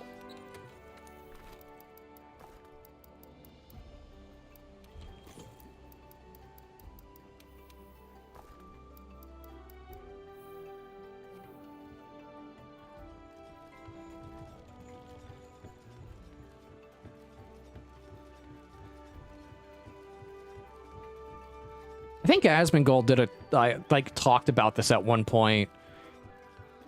I don't know if he did or not. I could be confusing him for Asmongold and Tectone.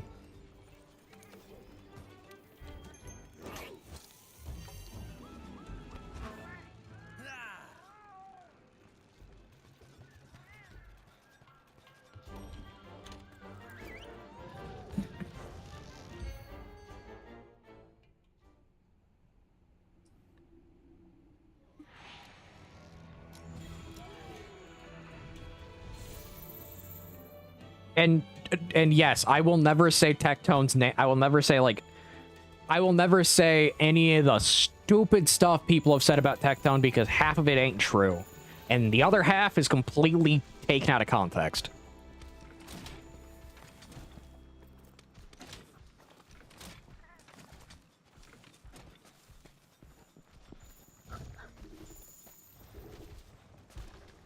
Would Darth Vader win against 4 Helldivers? Yeah. Yeah, he'd win.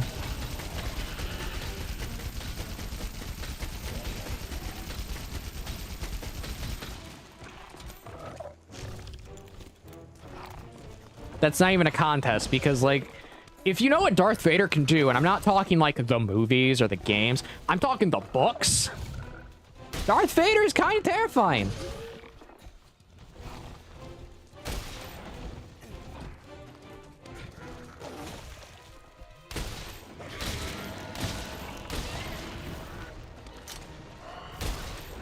He's kind of genuinely terrifying with what he can do.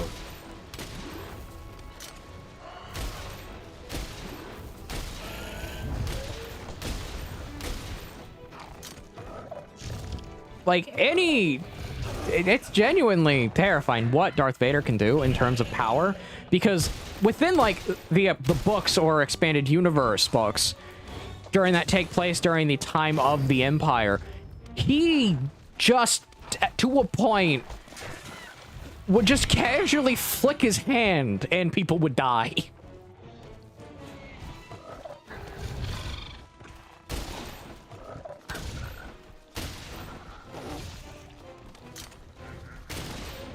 And that's not even, like, him as Anakin type with, like, a flesh and blood body type thing. That's him in the robot suit.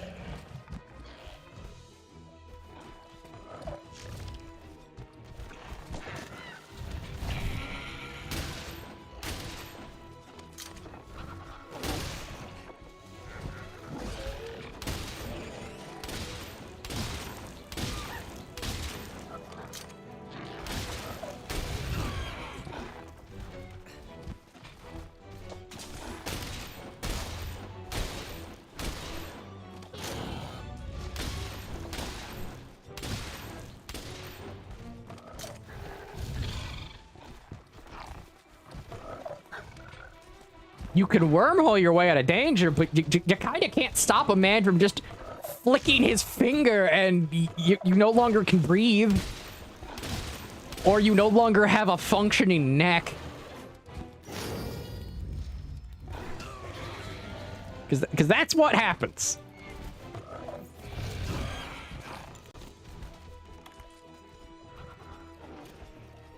Yeah, he's also kind of nerfed in the robot suit. Yeah, he can still flick his hand and you die. So it's genuinely not a fair fight. That's like saying who wins, Ichigo or Goku? Technically, Ichigo would win because Goku can't see him. It's kind of unfair when you think about it from the perspective of, okay, what are both capable of?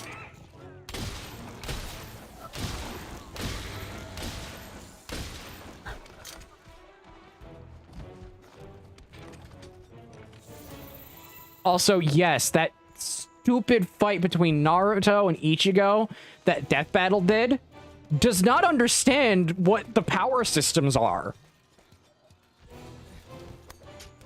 Like, they don't understand any of the power systems involved.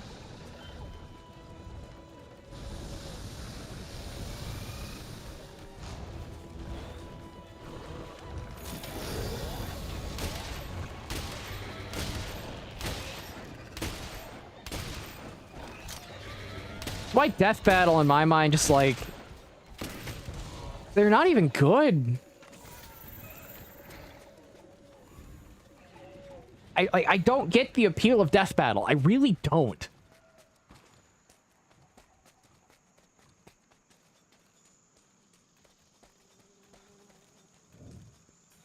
I've never understood the appeal of it.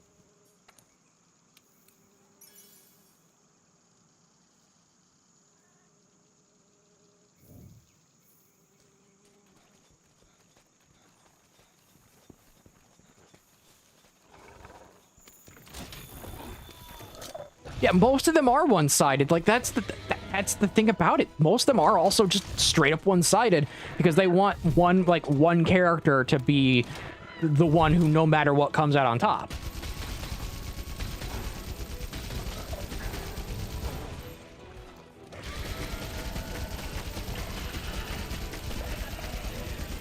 Like, just using the Ichigo versus Naruto thing.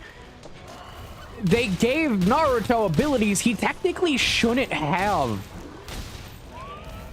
Because that's not how their power system works.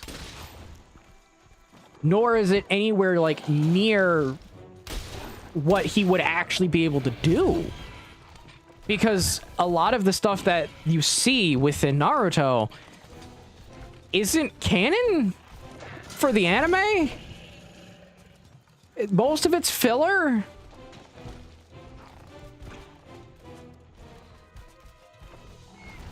And the stuff that is canon for, like, the movies is only one movie. Whereas, like, Bleach has one fan-considered canon arc, which is specifically the arc in which the Zanpakuto are awakened by the Zanpakuto spirit of Muramasa. People consider that canon. Understand? I don't know why, but they do. And I think it's just because it's a really good type of thing.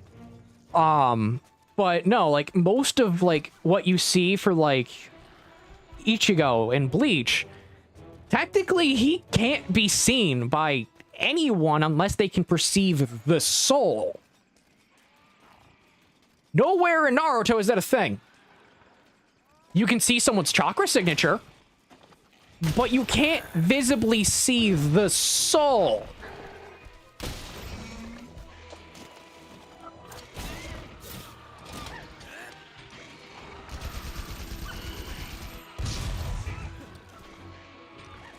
And things like Reishi, Reiatsu, and Ryoku are non-comparable. So what Death Battle did was just, everything's equal and everything's the same, so therefore we can just do what we want. And then they gave him things, and then they gave Naruto things he can't do. Like stuff from the movies.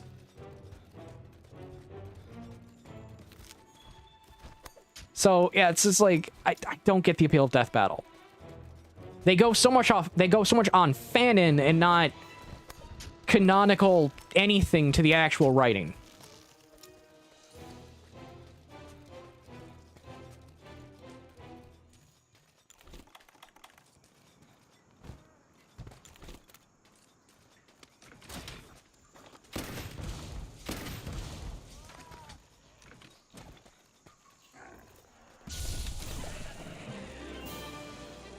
Do-do-do.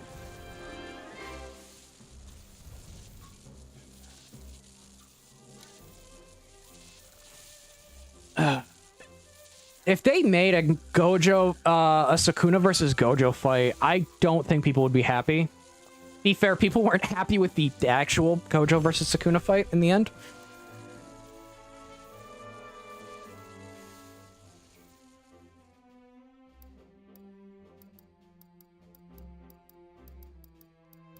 So I don't even think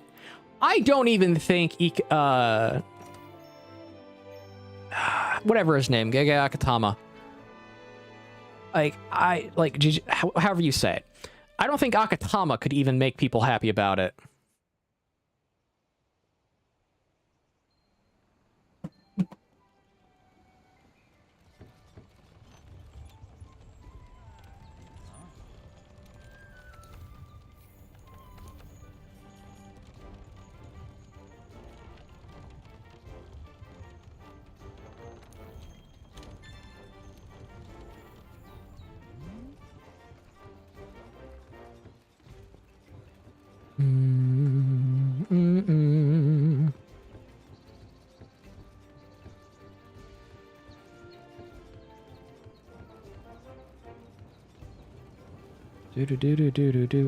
Do. I will take your quest.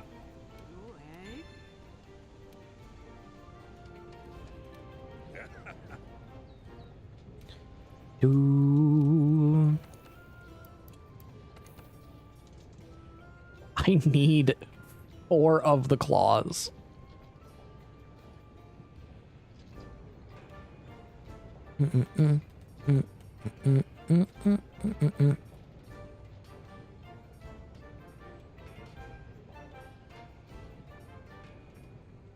Okay.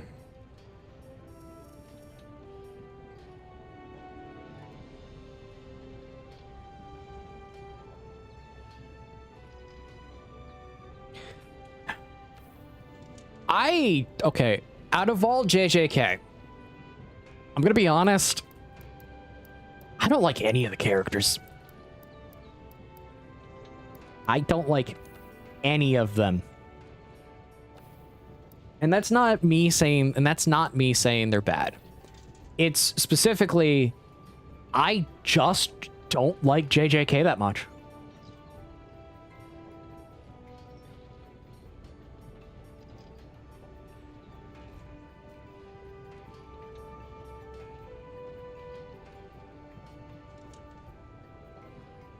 And that's just being honest. I just don't like JJK that much.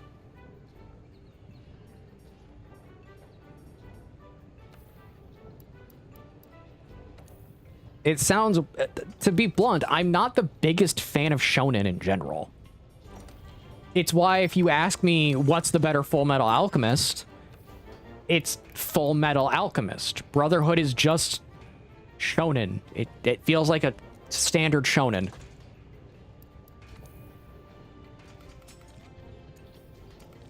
Whereas, like, the original Full Metal Alchemist actually talks about the pain and suffering of the world, how each character deals with their own troubles, their own turmoils, stuff like that. I enjoy it. The anime, the 2003 anime, it's either 2003 or 2006, of Full Metal Alchemist is, in my mind, beautiful. It ends beautifully for the world that is, I think it's a Mestra within Full Metal Alchemist. Like, it ends in what I think is the definitive way that Ed should have died. Because he should have died at the end. But he shouldn't have died... But he shouldn't have died in, like, a fighting manner. Like, he really should have went out the way that he does in the original anime. Because the way he goes out in the original anime is very fitting to his character.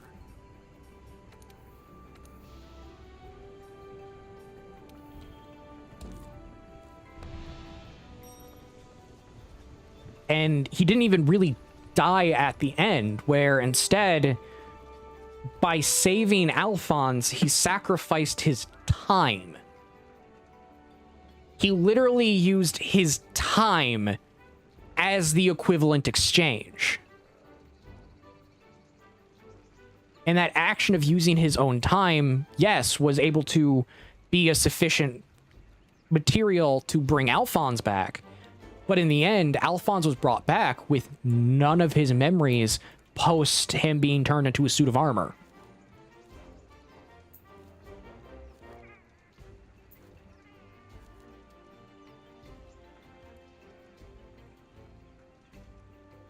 And I think that is a very good way to end the series. And then you had Shambhala, which Shambhala is a canonical movie to the anime, in which you see where Ed ended up after throwing himself through his gate of truth. In which he ends up in basically a world without alchemy, with his brother there, with a version of his brother that is whole. It ends with him being around, I believe, it ends with him being around his actual dad of Hohenheim, to where it's only him, his dad, and his now technically fake brother.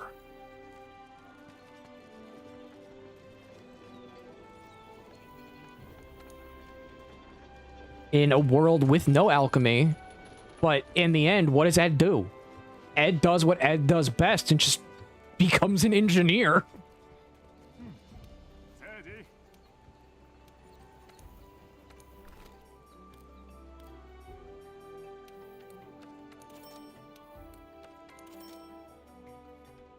He can't use alchemy, so it's like, you know what? I'll just start building things with normal tools.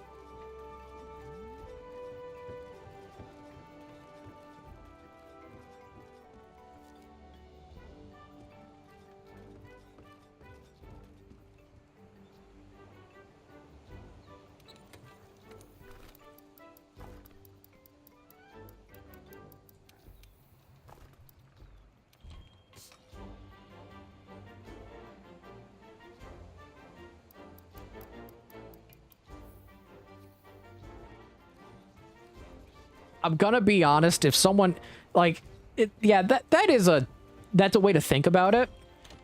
But it's also the moment if people look at cats and think, okay, I'll just get taken care of type of thing. That's where that idea comes from. It's that moment of, like, they don't have to deal with social anxiety, overthinking, and they don't have to worry about their own care, so therefore become cat.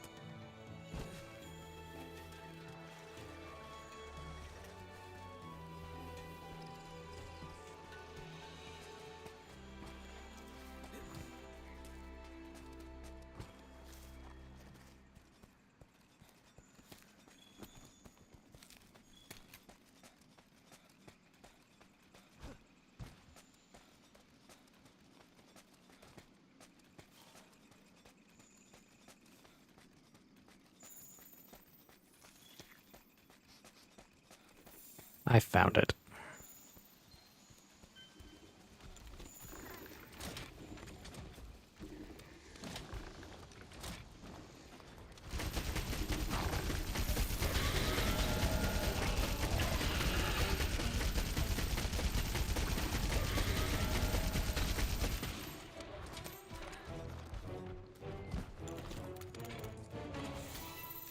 Okay.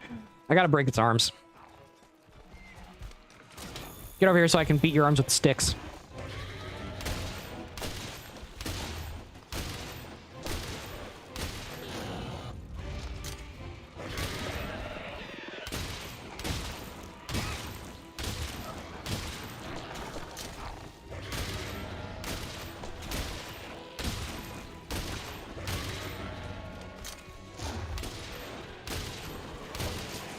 Wow, this is... It's not even fighting back. Okay, there we go. It started to fight back.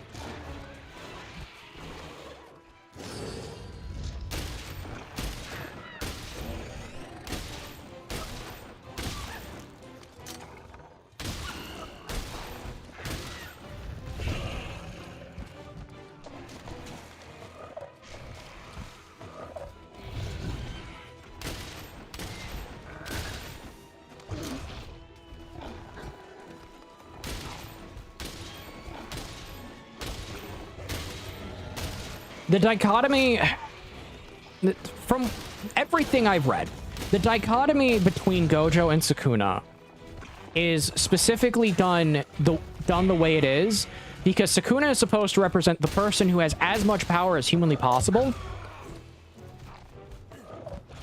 but he does not have a shred of responsibility for that power to be used. He does not bind himself to a responsibility. He wishes to be free and absolute. Which, if you don't understand, absolute freedom, like genuinely, is might makes right. Absolute freedom with no concept of responsibility is just the philosophy of might makes right.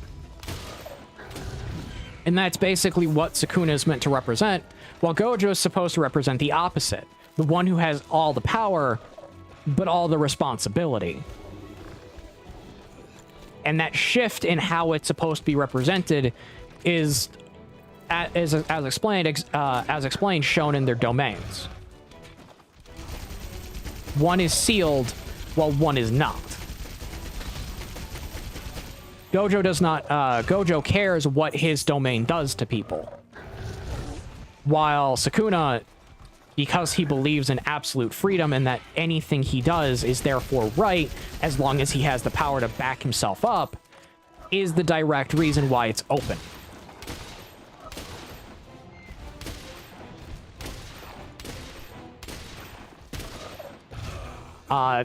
The example of as long as you have the power to do whatever you want, therefore you are completely justified, is partly also why I don't agree with anarchism.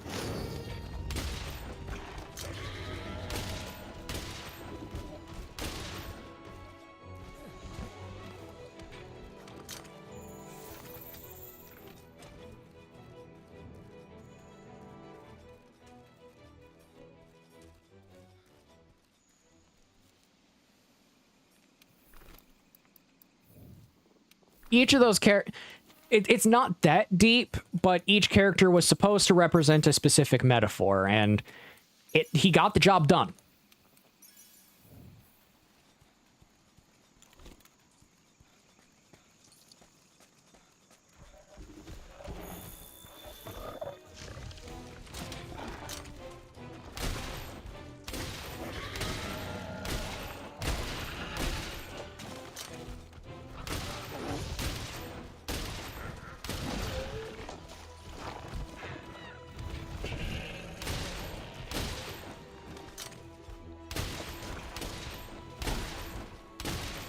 Get over here.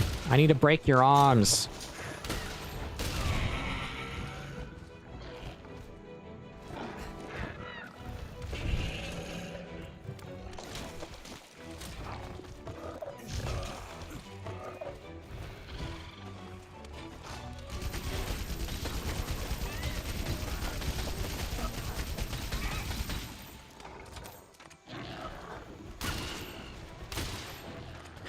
I didn't get an arm break.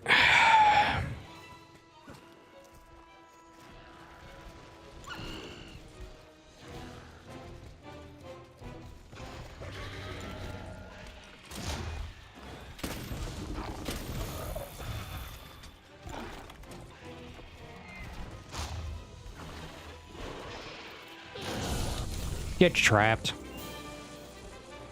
Ha! You're dead.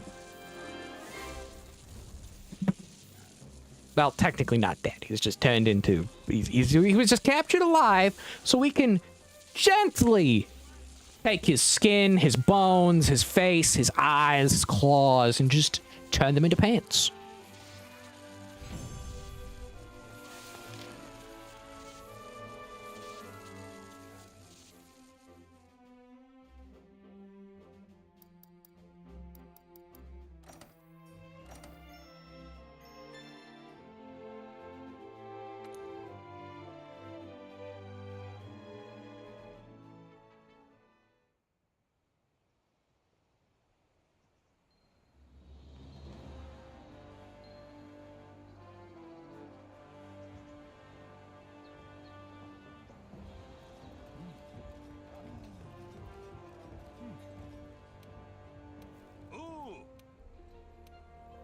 What do you got? Stuff!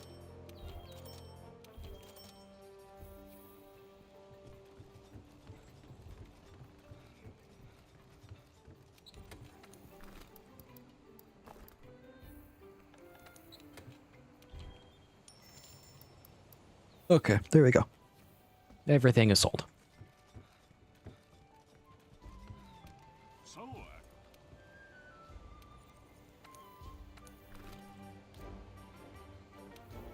The only thing I can say to that is that takes time, and I would not admire a fictional character who is a cold-blooded psychopathic murderer. Purely because he has the power to do so.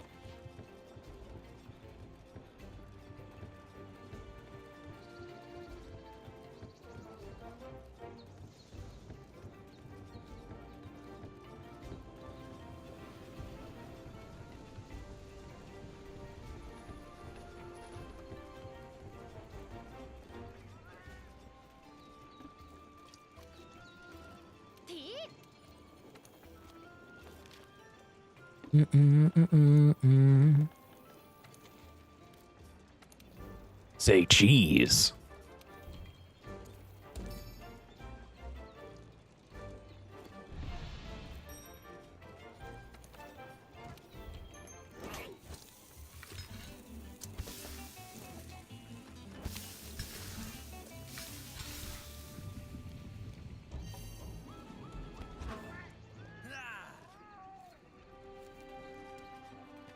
And we go back into the fray because I gotta deal with that thing.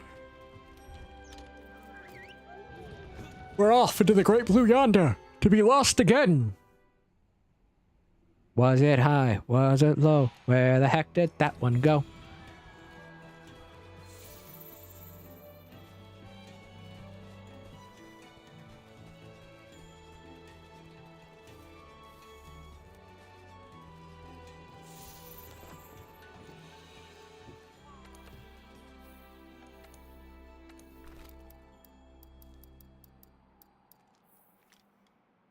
People do that because they think that as long as they keep the story going, therefore you're going to automatically help them, when most of the time, just keeping the story going is going to be more damage in the end.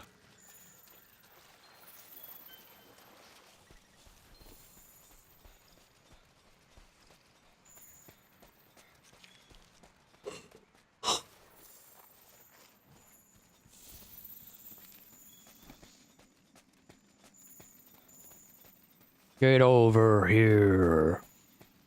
Send Spike through their chest cavity.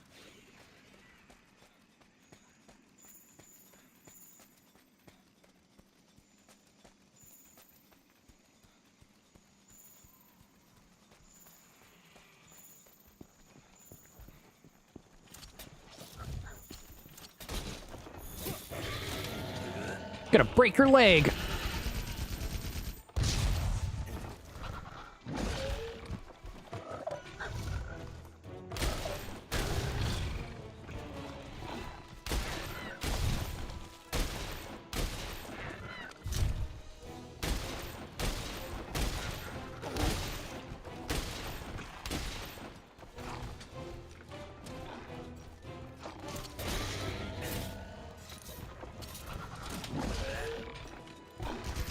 Joke's on you! I'm latched onto your arm.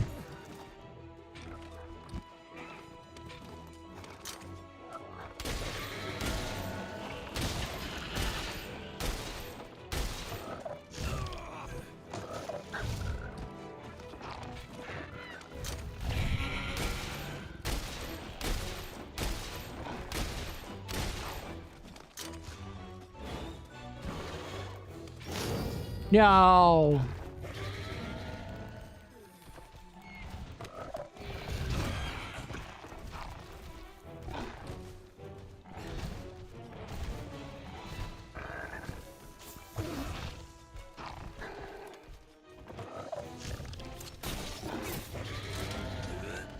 Spread it. If you want them to actually hit what you want, you kind of need to do it up close.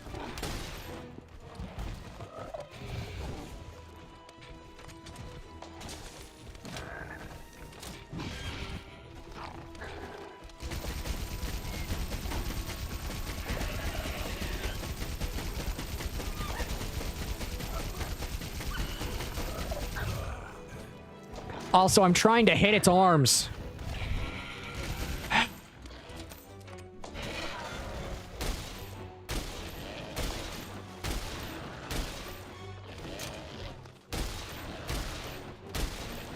I need to break your arms. Get over here so I can break your arms.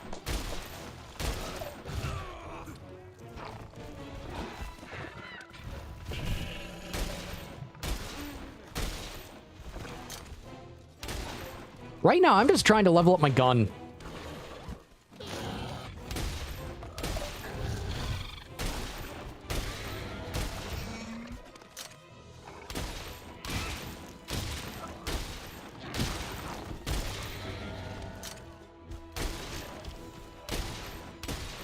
How dare you run away from me? Get back over here. Get back over here so I can abuse you. I mean, give you hugs.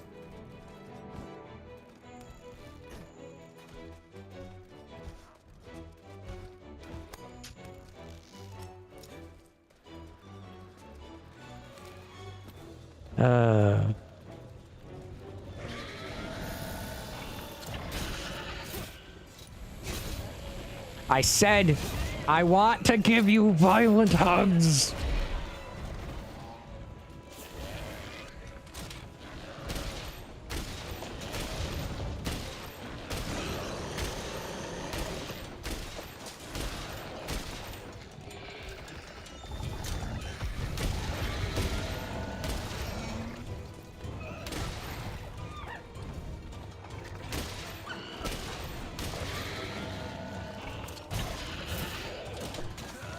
Going to shoot you in the face. Oh my goodness gracious.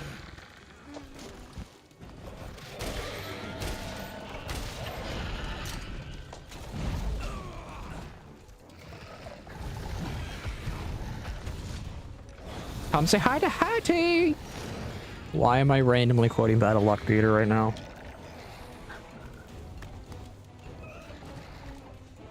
Like Poseidon stuck out his hand in friendship, and you spat in his face. Then there was a narwhal going, bah! No, and then there was a whale going, bah! Wah! I don't know why. I randomly decided to start quoting Battle Luck Theater.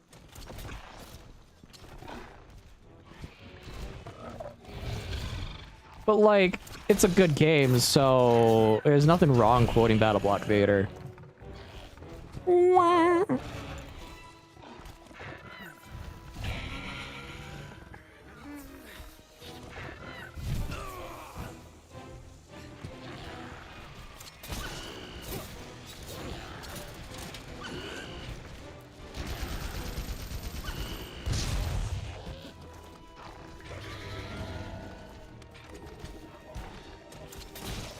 I mean, Battle Block Theater is an amazing game. I think everyone should play it. At least once. It's probably one of the funniest games you'll ever play as well.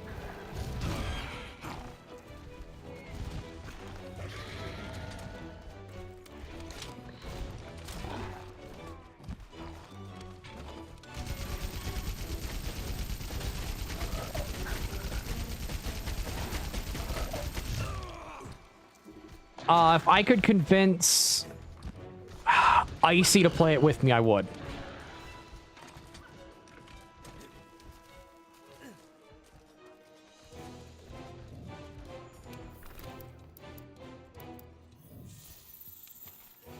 Because he loves it, and so do I.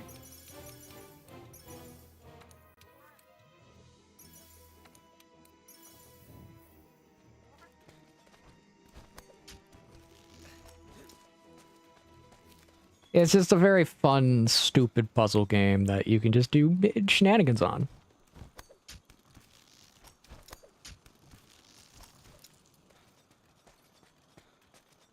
Like Poseidon stuck out his hand in friendship and you spat in his face.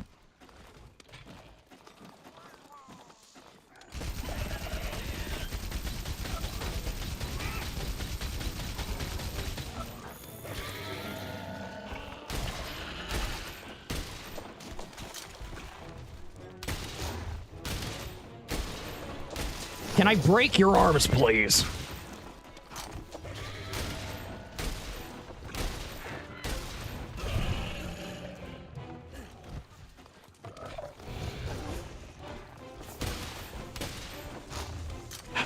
Like, I just want to get a better gun. I love the fact that Frontier has the ability to buy materials if you need to make upgrading easier. But it's like people aren't going to want that in a mainline game ever. Like, there's a lot of good that could be taken from Frontier for the mainline games.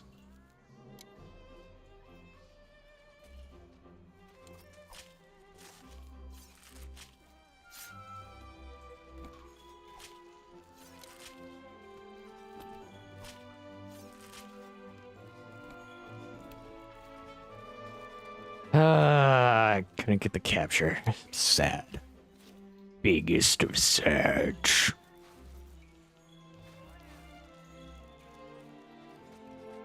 Talk like Trigon of DC fame. He's probably doing his own things. I know, talking to him for the upcoming video, he's been doing a lot of stuff with Skyrim. So he's probably just doing his own thing.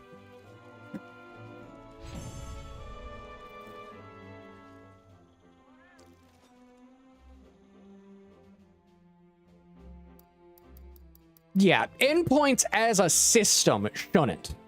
But using things like reputation. Like the reputation points for World, I think that would work as a decent currency.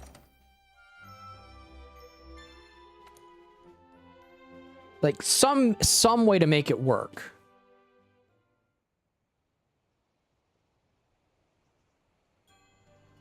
Because, like, genuinely,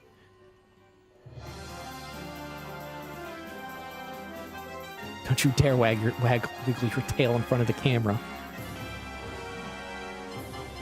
But she always waggles her tail. Like, this dog is a helicopter tail.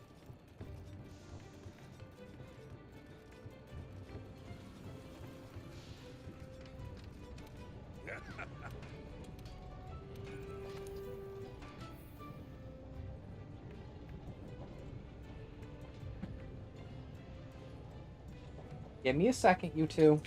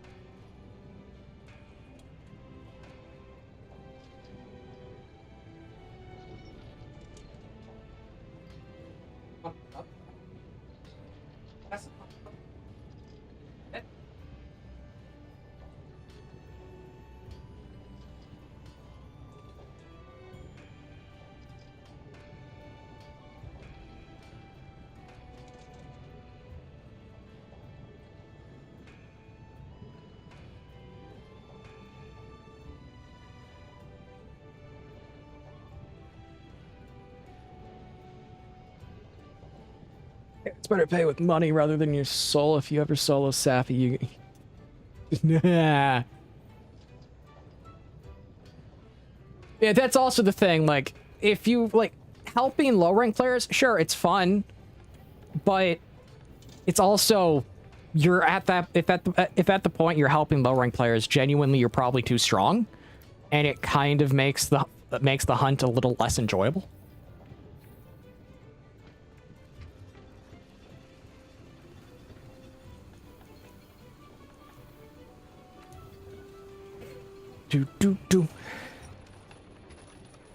And that's why I kind of like the endpoint system, or the net point system, because it makes it so, like, okay, low rank players are helping low rank players. High rank players are going to be helping high rank players. That's the thing about it that I like, is the fact that it actually incentivizes staying in the area range that you are. For the fact that eventually you become so strong that if you're going to help low rank players, you really should have a damage cap applied to you.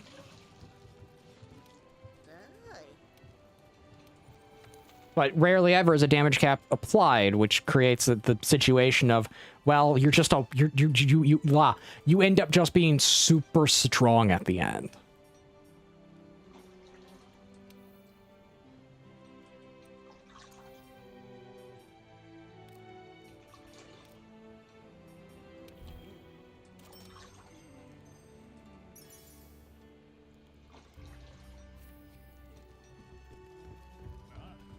And there have been no games that have applied things like a damage cap, because people, it's like, why should my damage be capped? Well, it's because you're in low rank with master rank gear, and you're basically speed blitzing a fight that a player should be learning.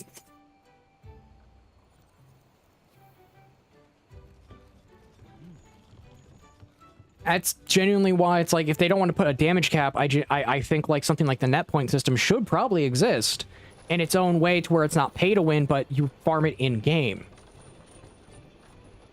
To where, say you kill the monster, you can buy their common drops. Like their claws, their pelts, stuff like that, where it's the common drops, but the uncommon drops and the rare drops, you actively have to farm, type of thing.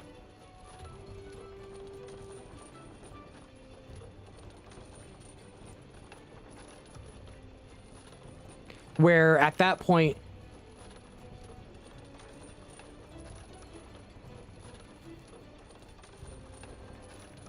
oh yeah, MR players can kill Great Jaggy before screen finishes. Like, before loading screen finishes. That's not even a joke, that's just truth.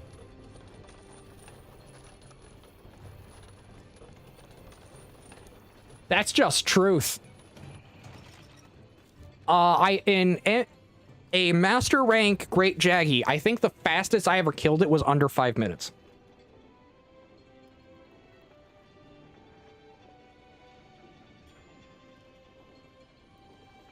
And then if, like, you're loading into low rank, okay, it goes even faster.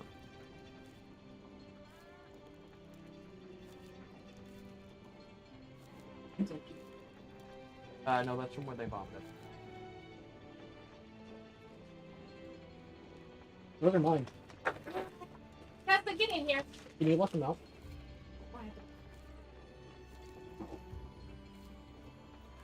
I'll be back in a second. Gotta go. I have to let the dogs out.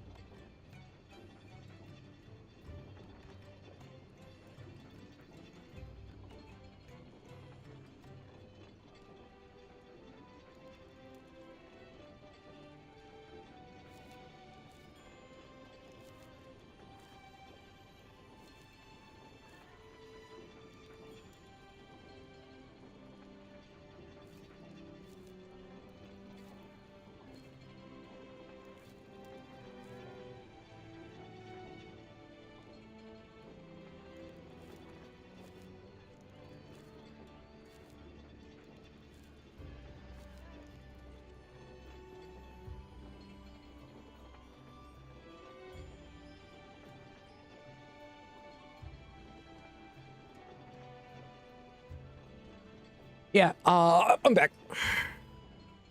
But yeah, like, the weapon restriction, stuff like that. That has existed, but then it got thrown away. So it's like, there's a few ways to make it work, but it's also that moment of like, I don't think people are going to want a damage cap or an armor slash weapon restriction. Because it's like, I farmed out for this gear, so why can't I use it? Answer, you're master rank, and you're taking it to low rank, you weirdo.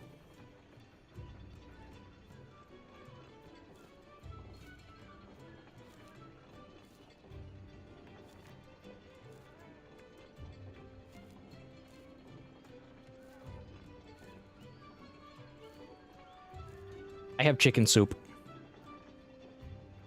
I have chimkin. I have chimkin soup. I have chimkin soup.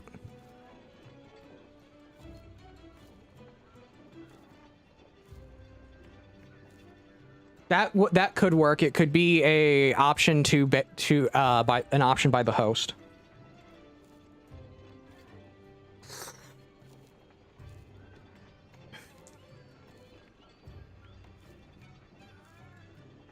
Chicken soup is good.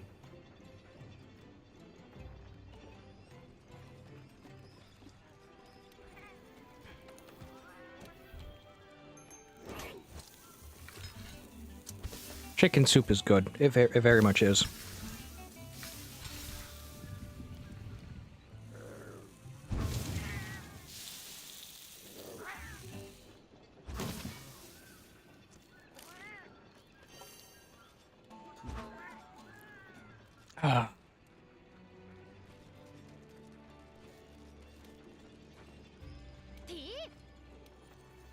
Post a new quest.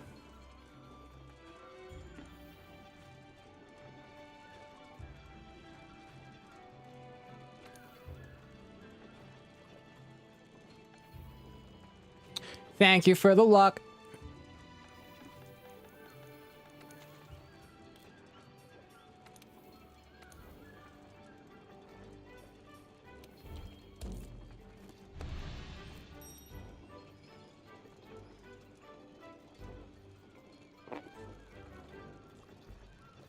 I apologize you heard that.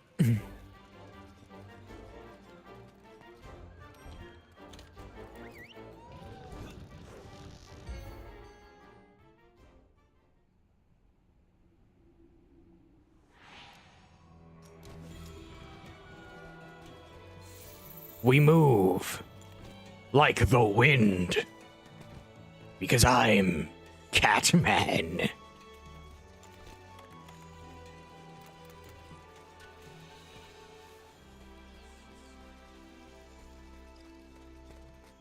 No, Catman, Catman, Catman.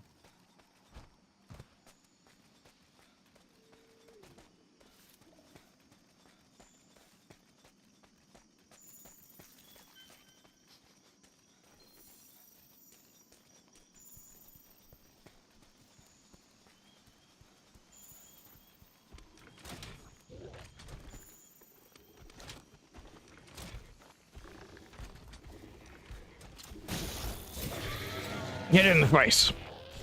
Into the wall. The wall.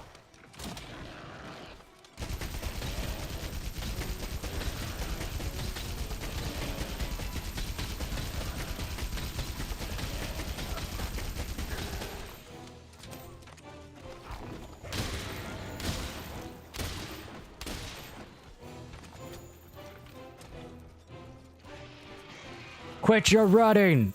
Get back here and get shot in the face like a man.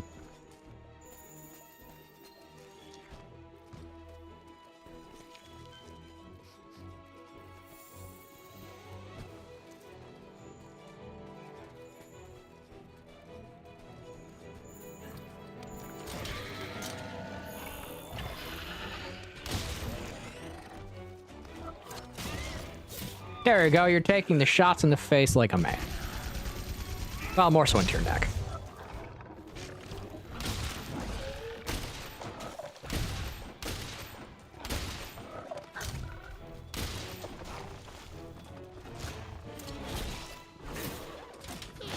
And that's how you avoid that.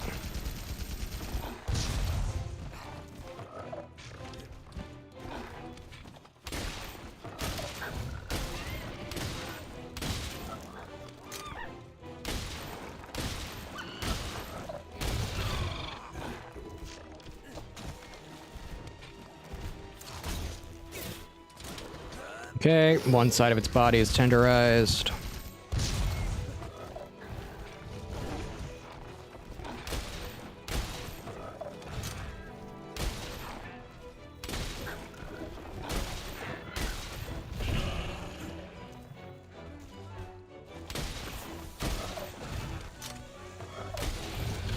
Ow! How dare you?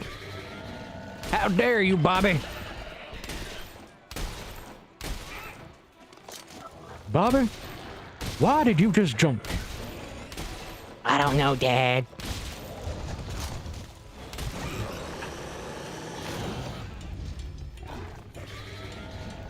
Bobby, why are you walking around with a purse? It's my purse and I don't know you. I don't know why, but King of the Hill just randomly popped into my head.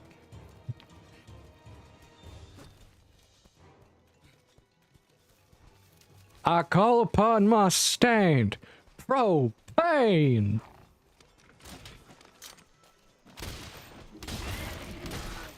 I have no idea, but like it just popped into my head.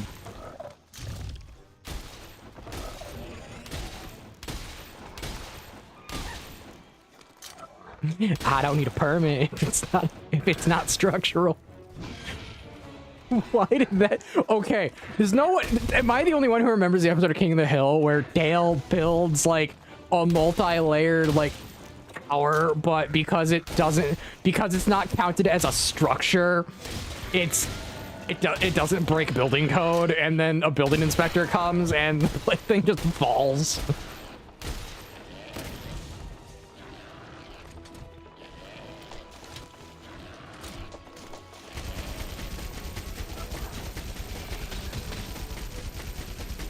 I have to rewatch King of the Hill. I really do.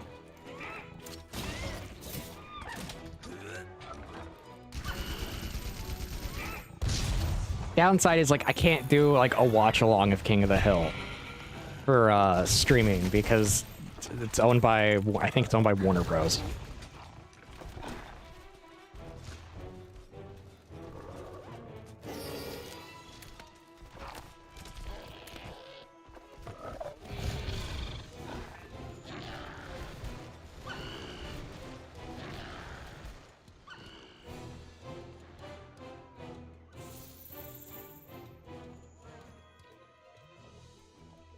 He's drinking from a little canteen. It's adorable.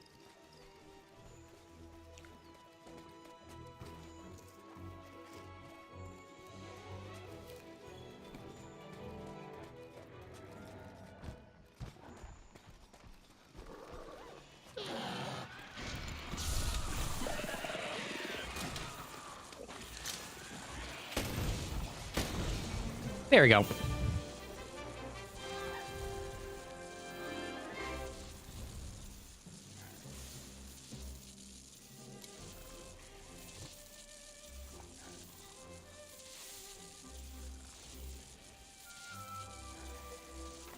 And we are out.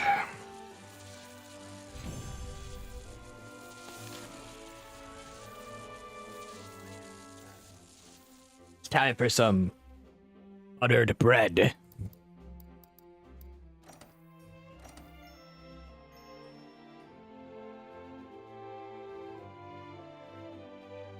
As the only true way to have bread is with butter.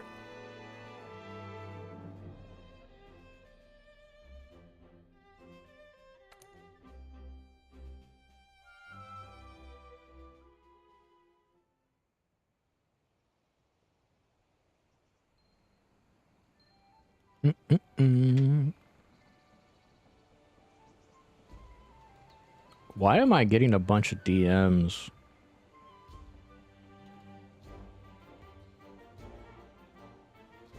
Oh, one was Cab. One was an announcement for Icy doing things. And what is this one? Oh. It was a post about a short that...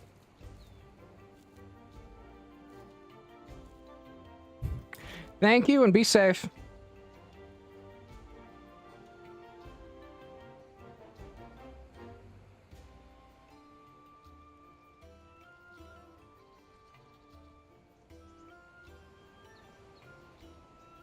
I have to use the back of my spoon to butter my bread.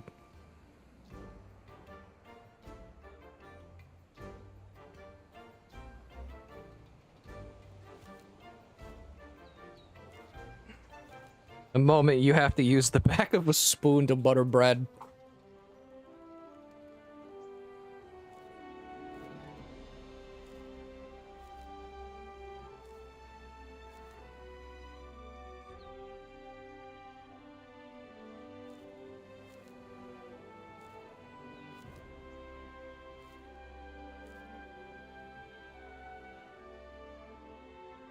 There we go. Now I can dunk my bread.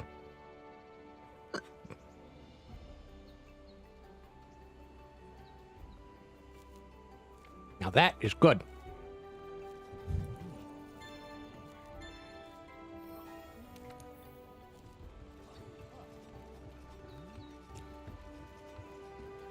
It's very good.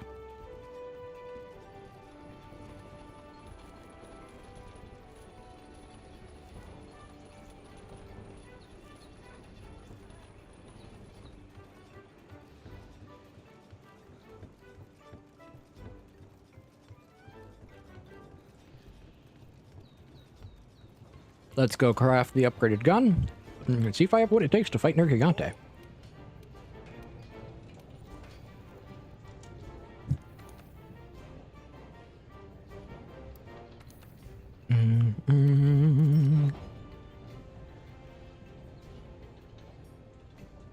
I don't know what I'm missing for that.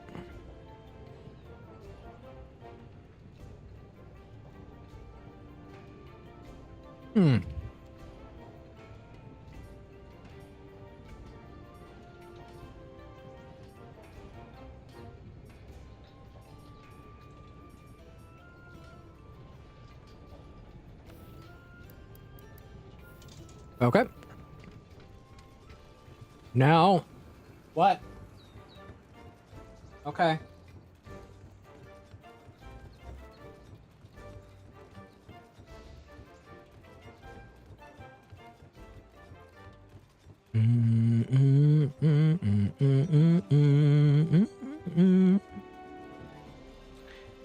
Let's try to take down Nergigante.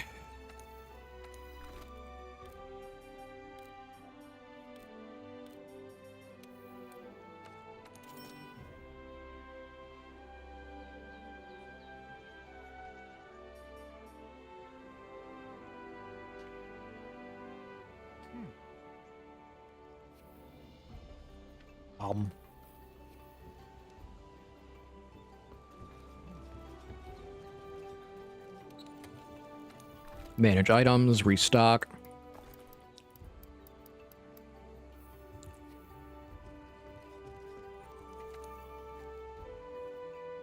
Gonna butter my second piece of bread.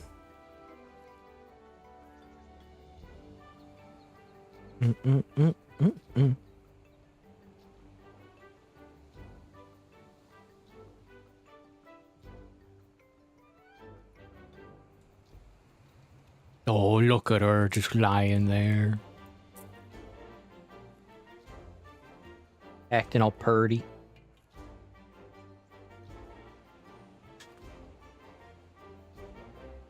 No?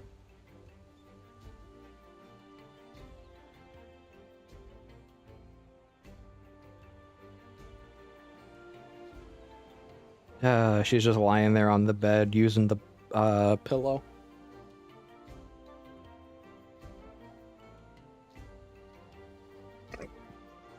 So, who thinks I'm gonna lose to Nergigante on the first try?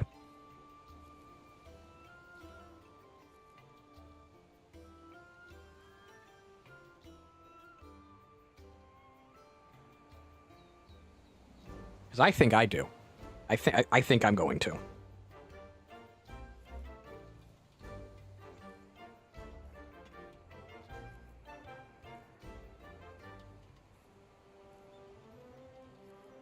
Which will be very interesting if I don't lose.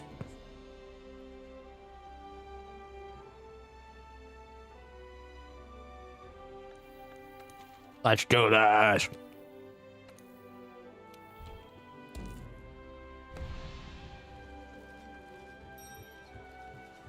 First, eat.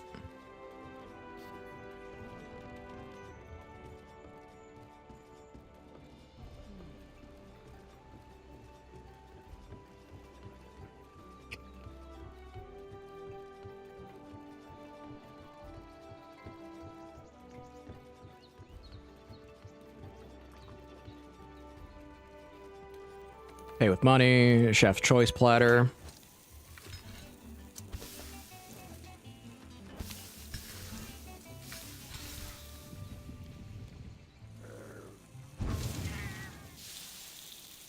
Cooking cats.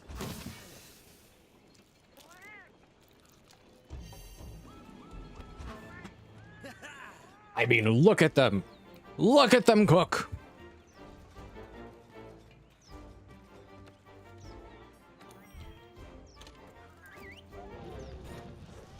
They cook so good, it's almost mesmerizing.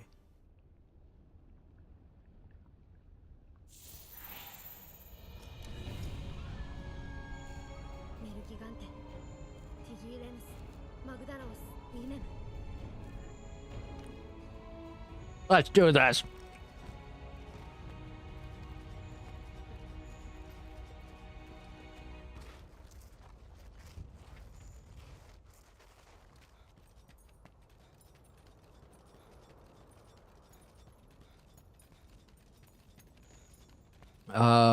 Grab a shard off the ground or stones, that works.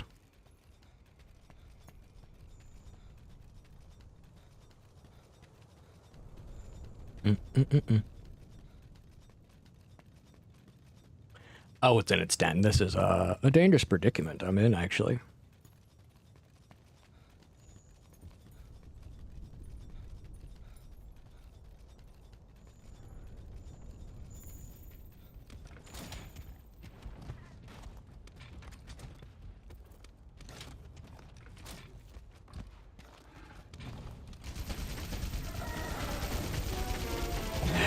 I can't break its head.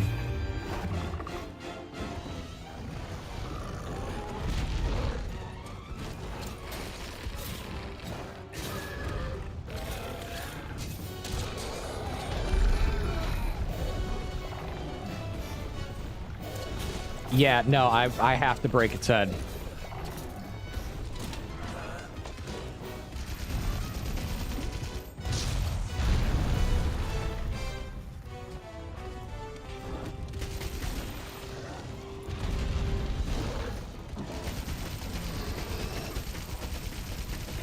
Because its horn, its head is going to be the main thing. It's main thing it attacks with.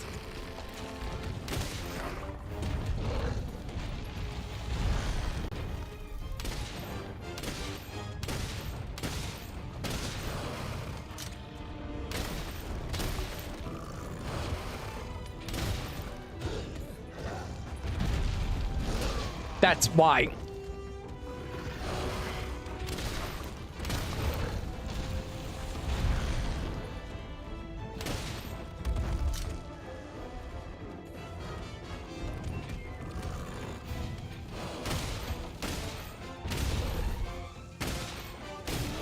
Okay.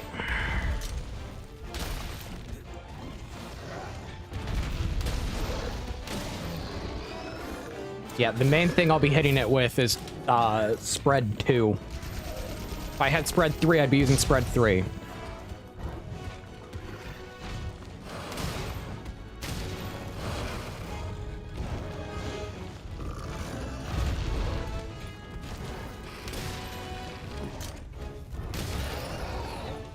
Okay, its horn's down.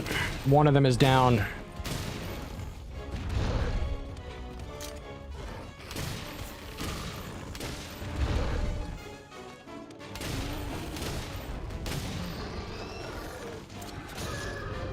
Okay.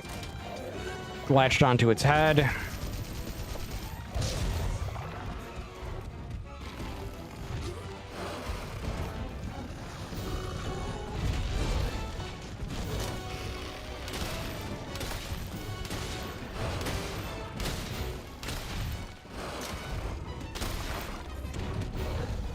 Yeah, no, I'm not letting it do that to me.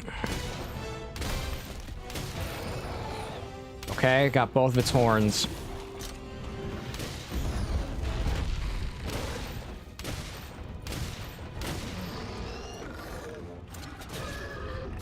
Okay. It's actually going... I'm not gonna say that. I do not want to jinx myself.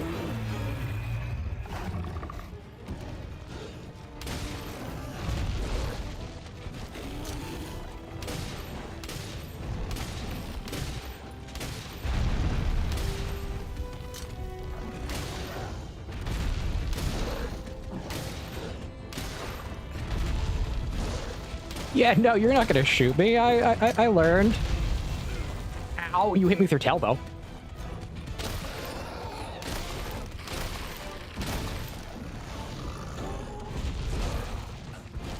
Oof.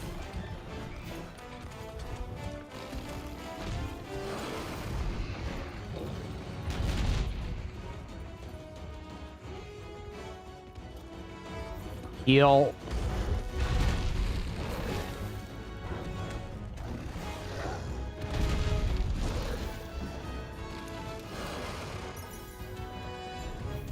Okay, I got more spread too.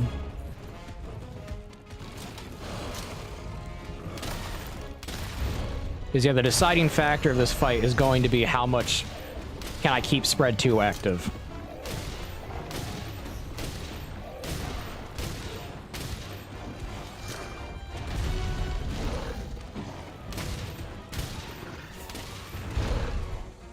Okay. Oh, it's a wall. I rolled into a wall.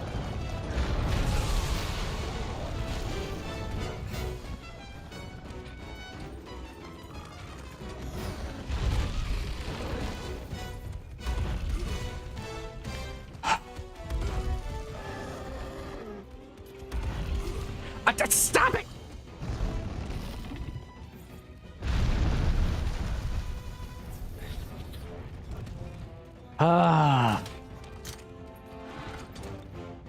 Actually, can I get that? I can.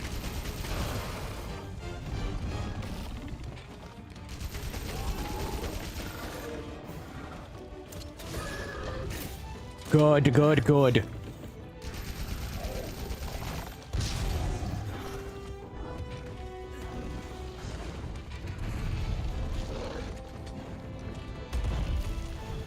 That's a dragon pod.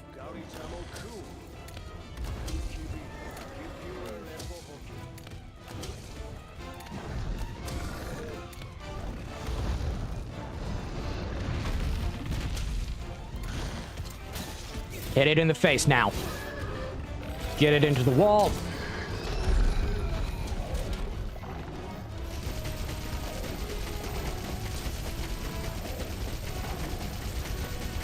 Keep damage going. I like your words, Mr. Magic Man.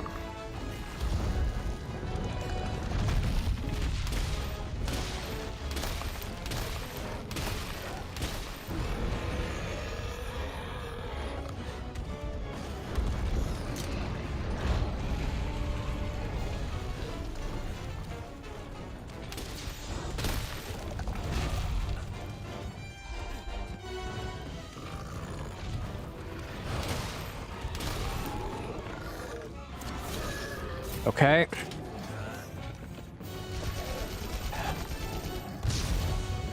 I don't know what it's at right now, but it's taking damage.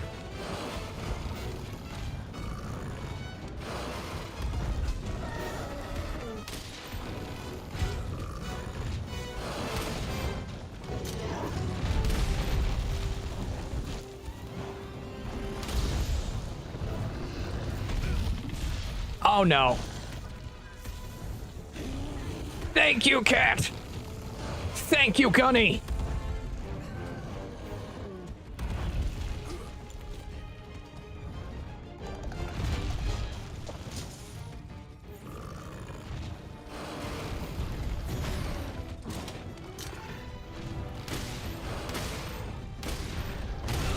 Ow.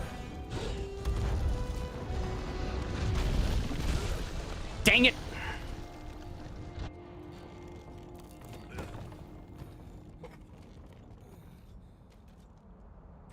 I don't know what its health is at right now.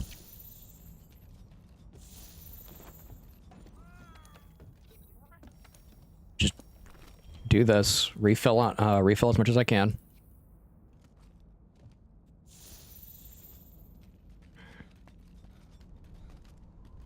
While I'm on my way, craft more spread.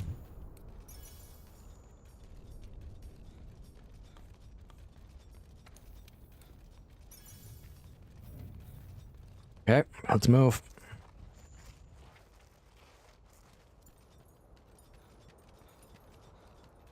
Upgrading the gun and upgrading my armor have actually proved very beneficial.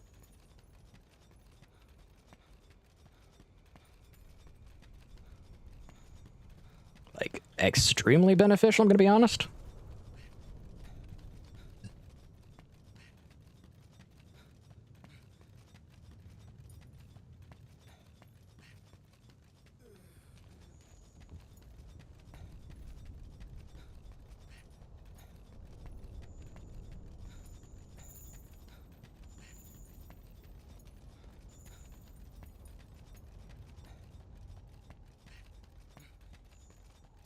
Okay.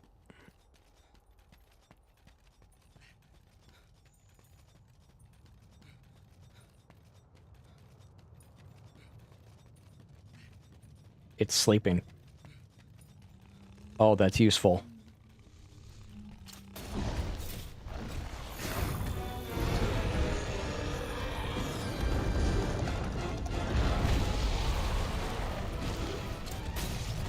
Latch on. Wall. Oh, come on!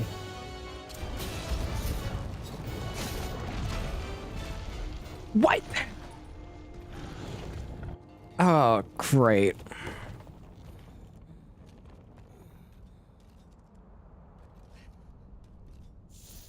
Great.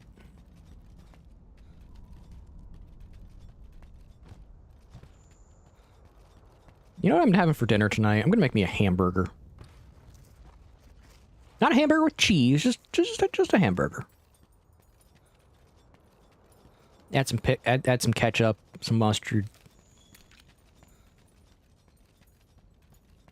If I had pickles, I'd add pickles, but I don't got any pickles. I wish I had pickled carrots, but I don't. I gotta go to a farmer's market for that. Like, to get good ones, good pickled carrots.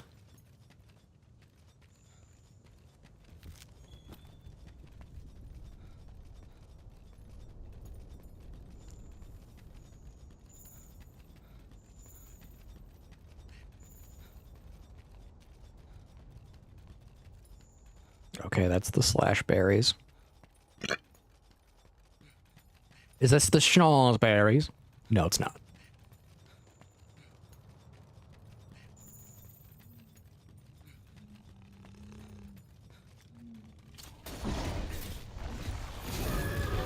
Into the wall.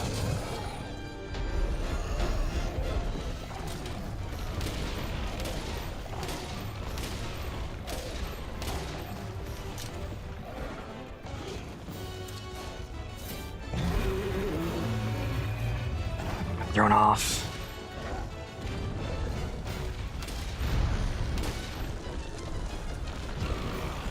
Ah, okay.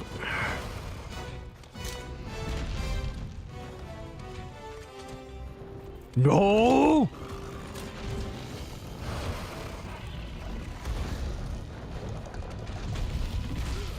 Come on!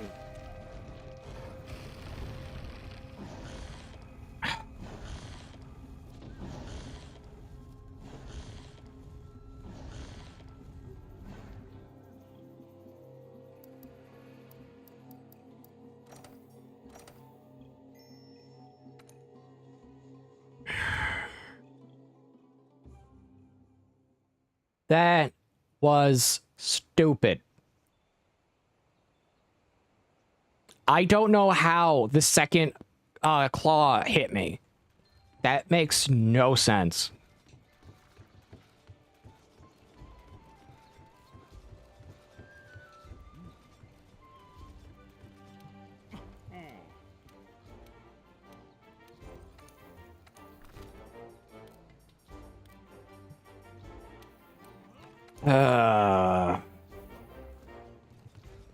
That makes absolutely no sense.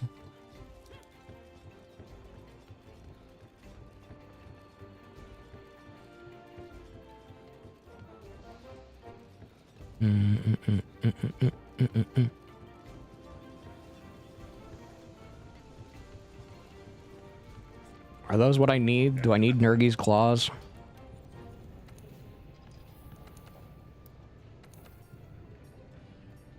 Nope, I clearly need something else.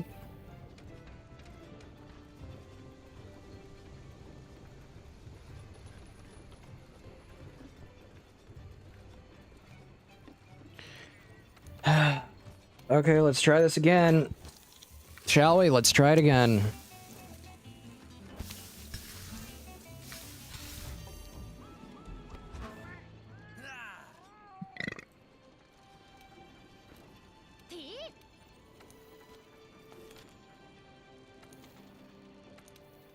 Okay.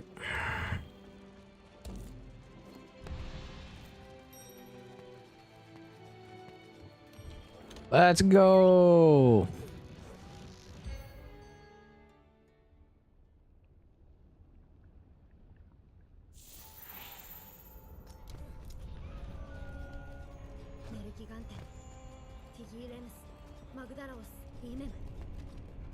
Yes, yes, I know, Handler.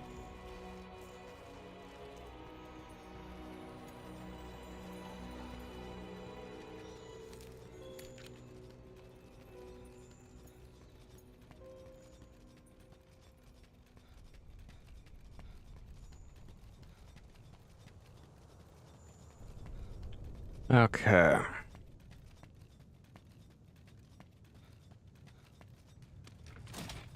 Bring gun out.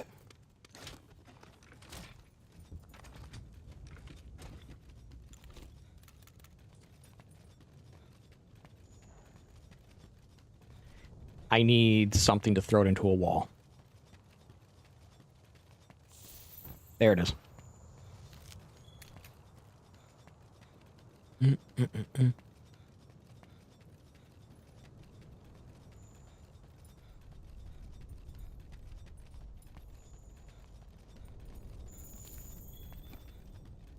Regrowth plate.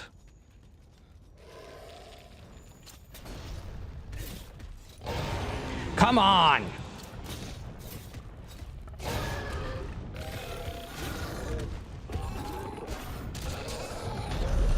Into the wall. Latch on, tenderize.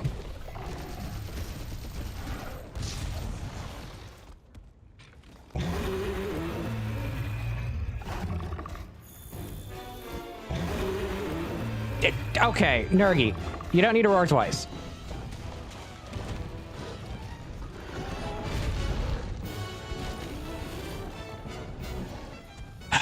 Tremor got me. I'm gonna get hit. Let me up.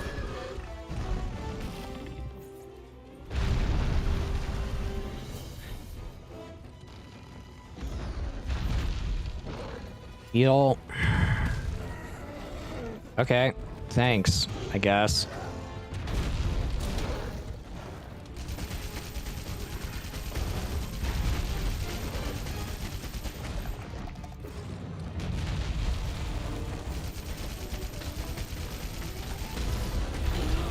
Ow.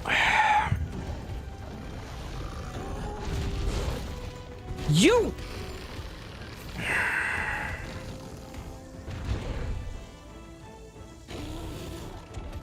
It does multiple hits.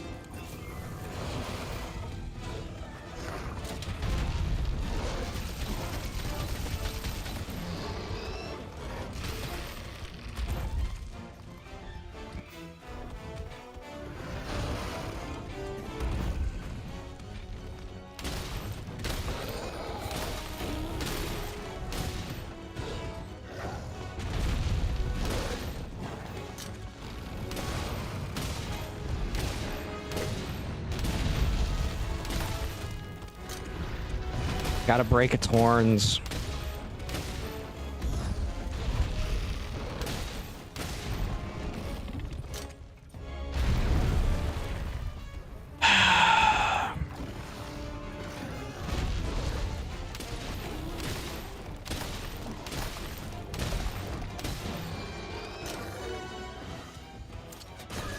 Got it.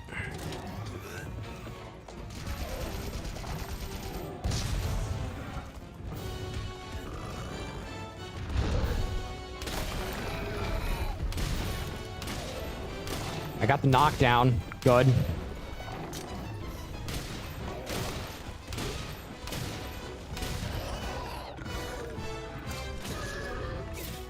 Got the latch.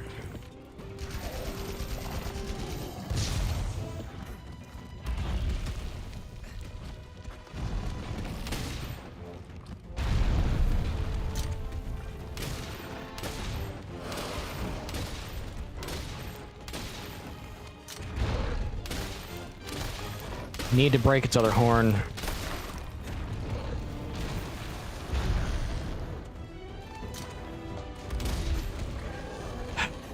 Okay. I got it.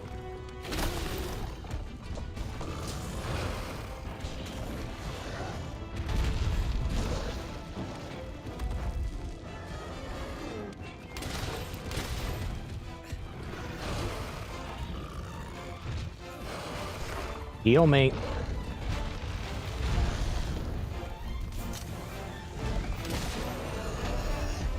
Good, I got another knockdown.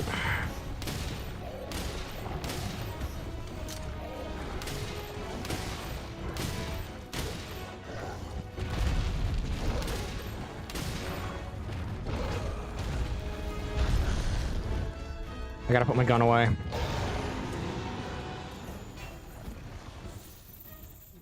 Perfect, it's going over there.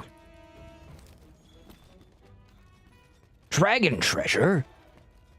Am I the Dragonborn?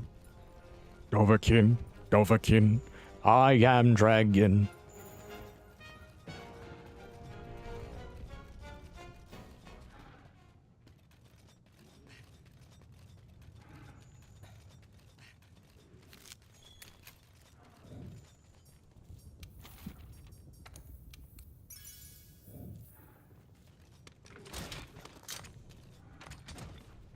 Okay.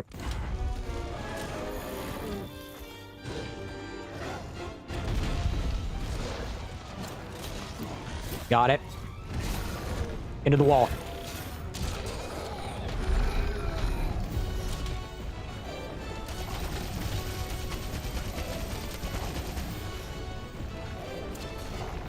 I gotta tenderize its head again.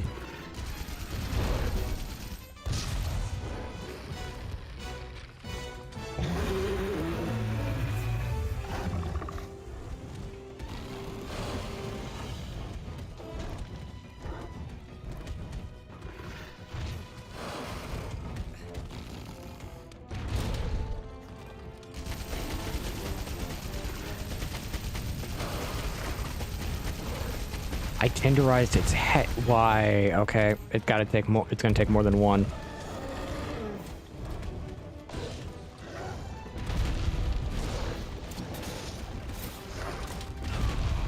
Nope. Shoo! Okay, roll to the right. You dingus.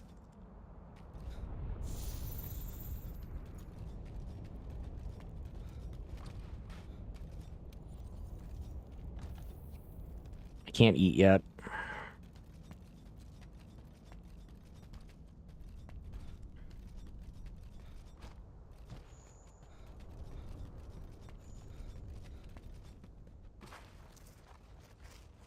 Roll to the right, not to the left. To the left, to the left, to the right, to the right. I swear, all these dumb references are just because they pop into my mind.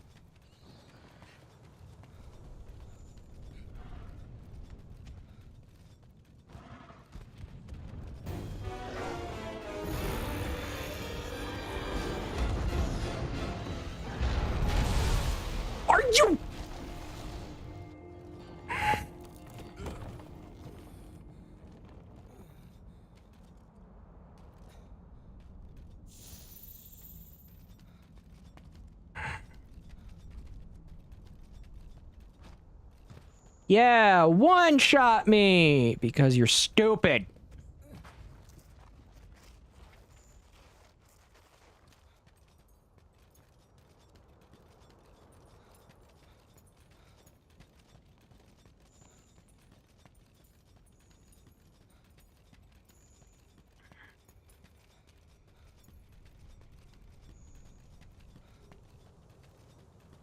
Because let's give him tracking to where you can just predict your movement.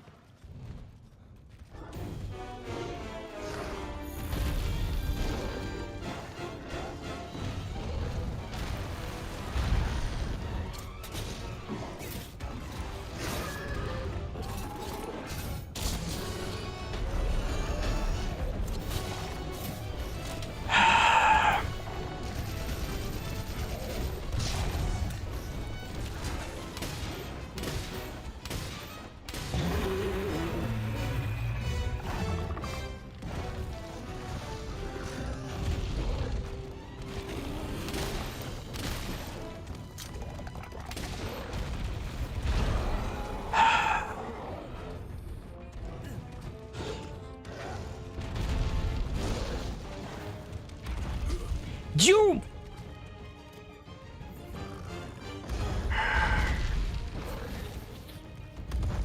I hate fighting Nergigante. I really do. It's not... I understand people like Nergigante, but like... its moveset is just absurd.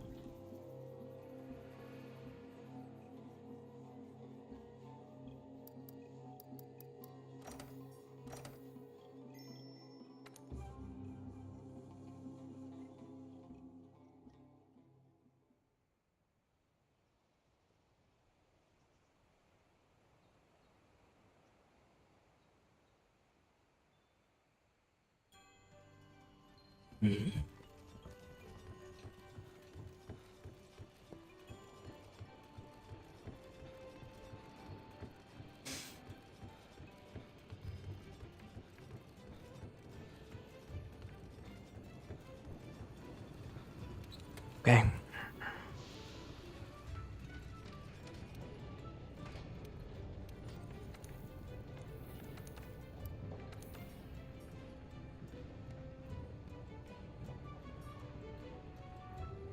Excuse me 1 second. I gotta look at the Jagras cannon.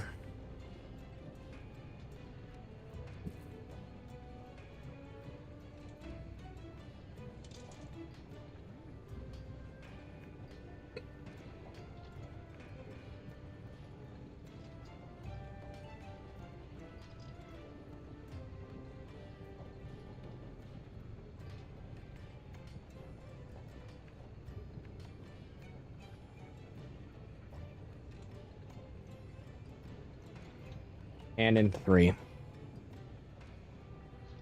What do I need?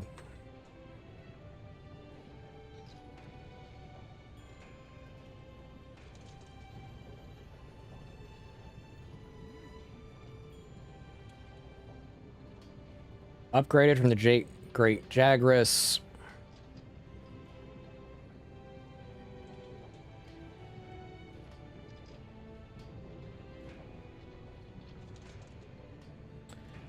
Oh!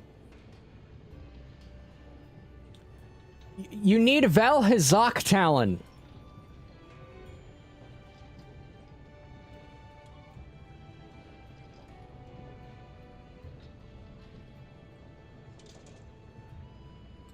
Great. Great.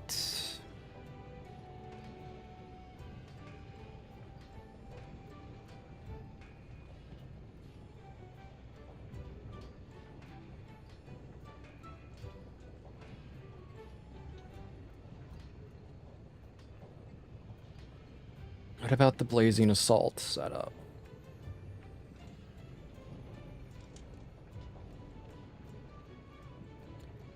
Teostra. Great.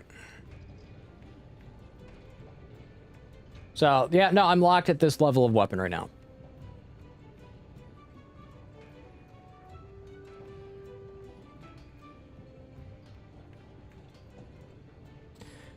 Okay.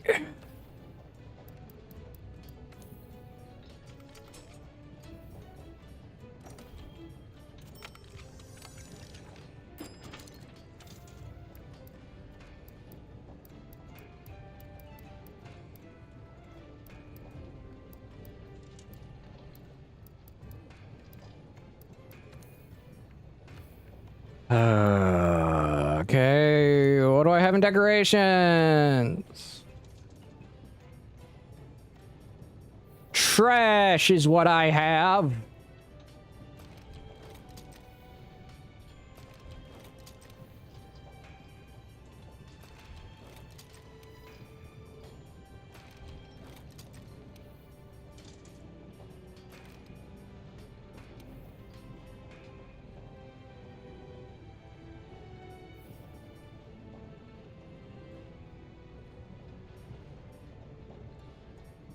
Okay.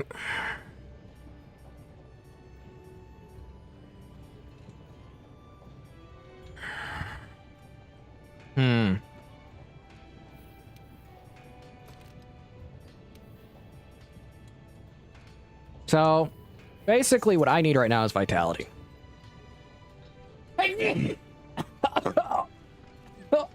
Ow!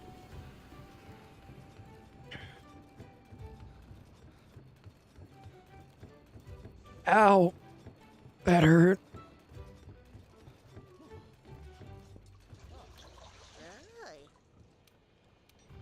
Oh, that hurt.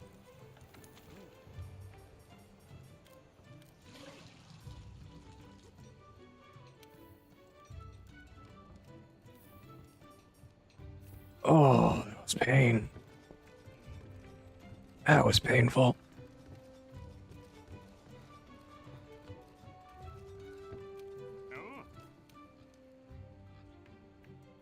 That was really painful.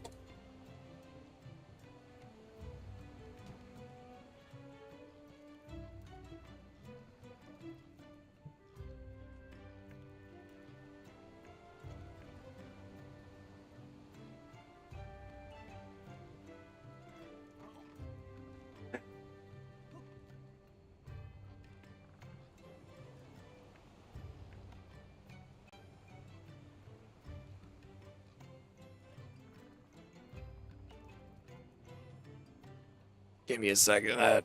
That was not fun.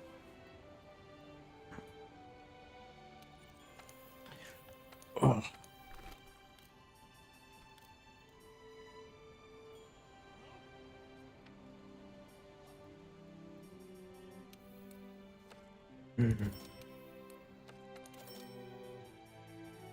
Yeah, that was painful.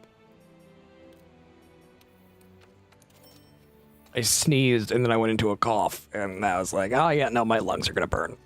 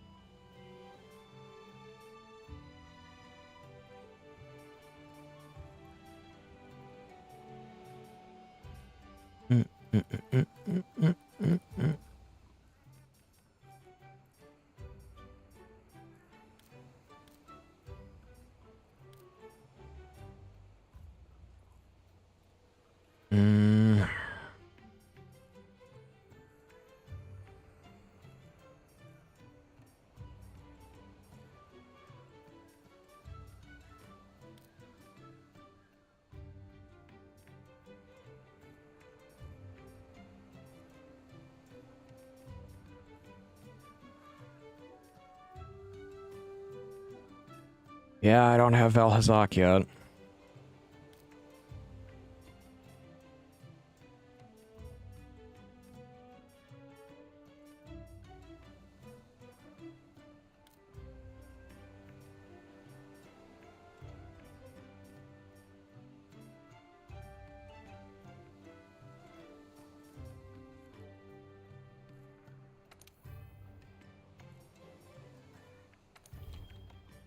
Yeah, I'll do this one.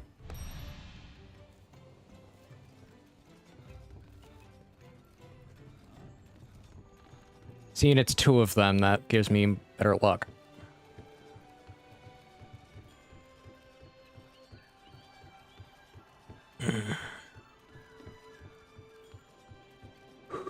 Oh no.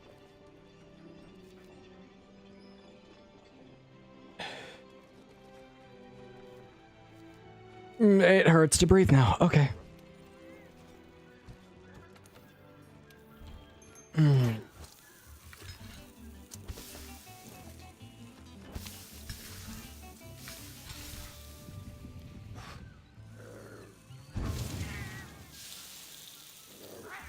Okay.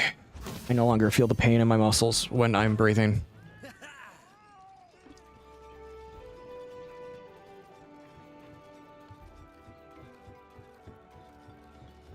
Yeah, it felt like when I was breathing there was constriction by the throat, so it's like I died, yeah, that had me concerned.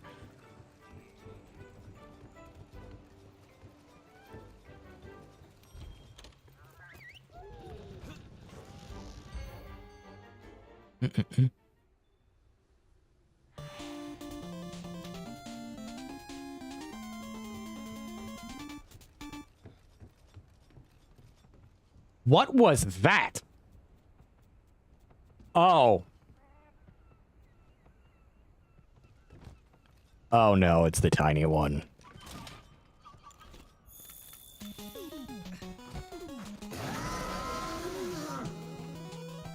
It's the tiny one.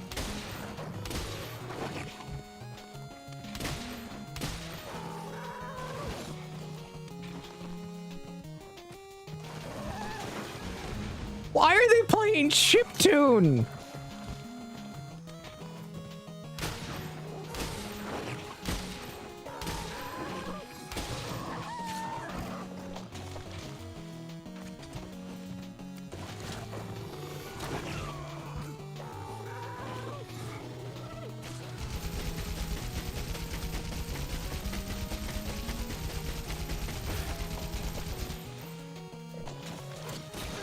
Why are they playing chiptune?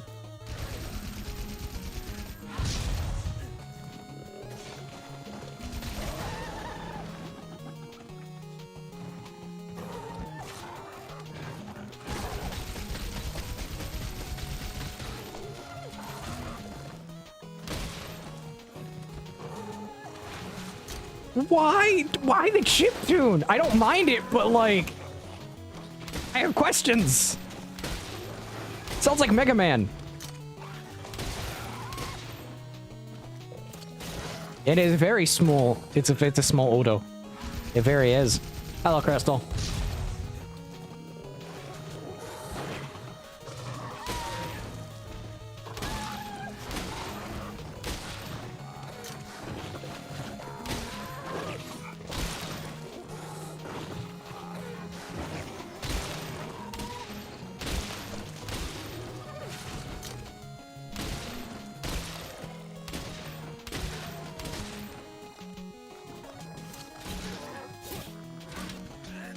Okay.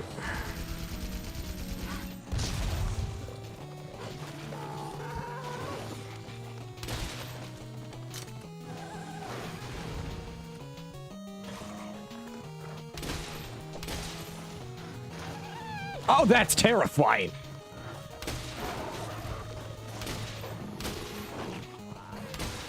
Oh.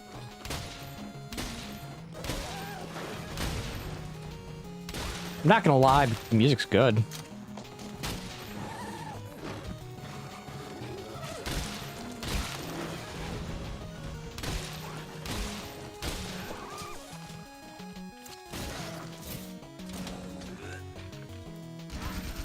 I forget, if there's a Mega Man gun, I kind of want it.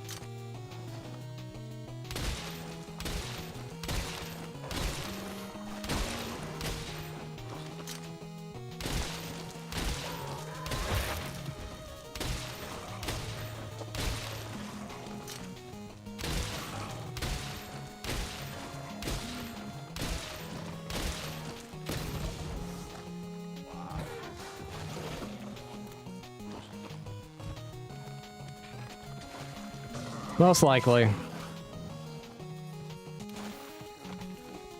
What is that movement speed?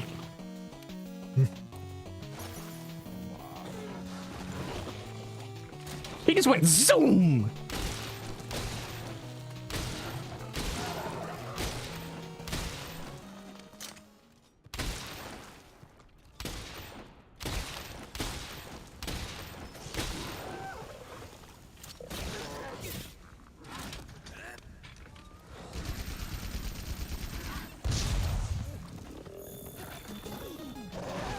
It's back.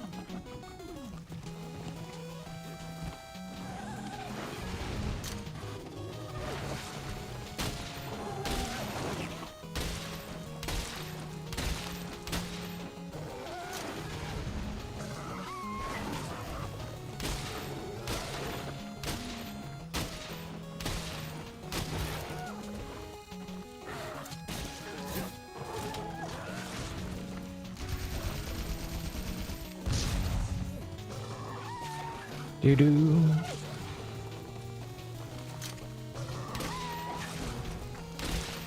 At times it just, at times it just like wave dashes. Ah, there's a normal one.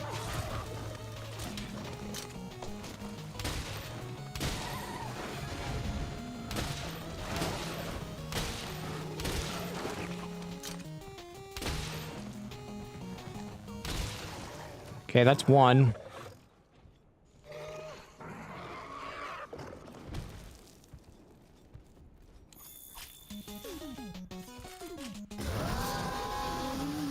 Okay.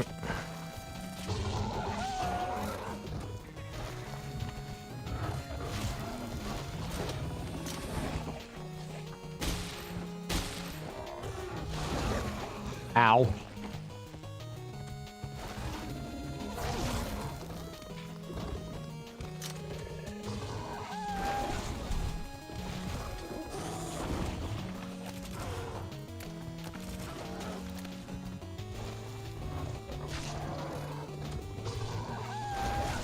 How about no?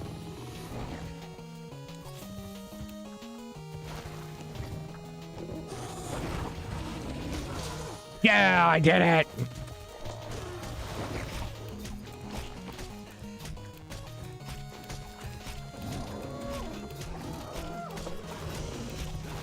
I did it.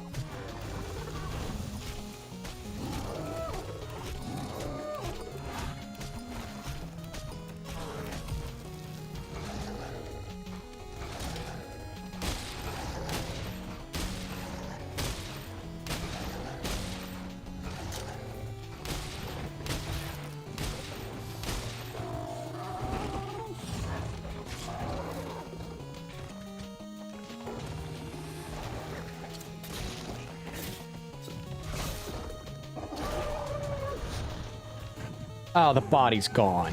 Dang it.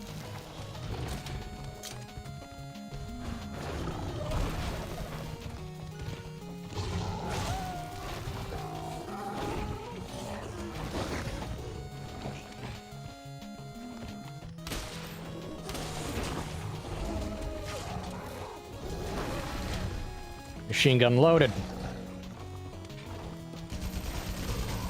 Suppressive fire!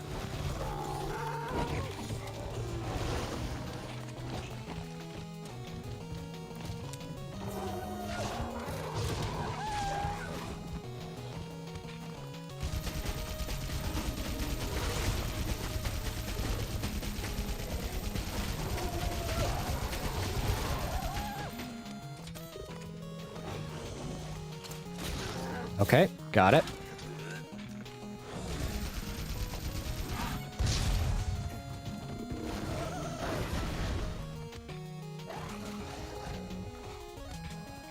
Agitated still.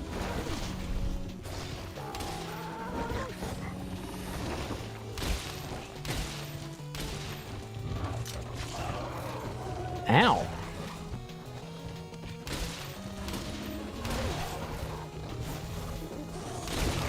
Oh.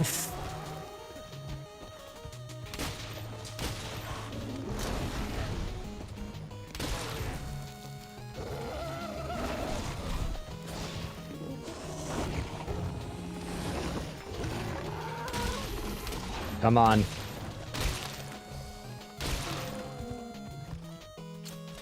Okay.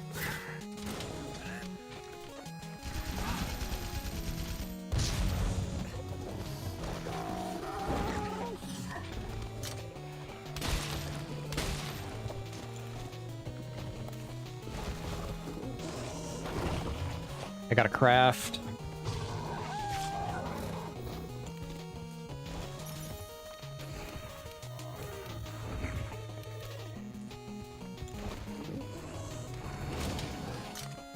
How do you speed craft a full stack? Like, I need to know that.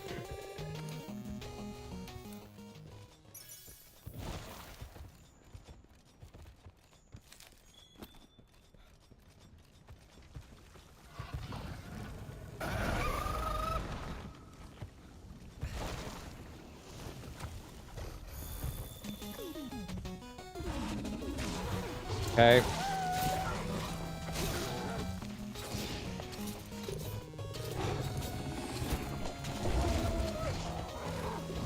Bomb has been planted.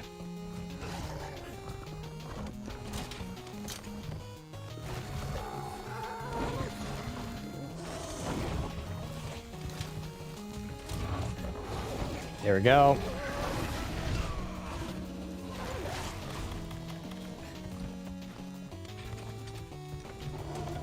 Heal myself up.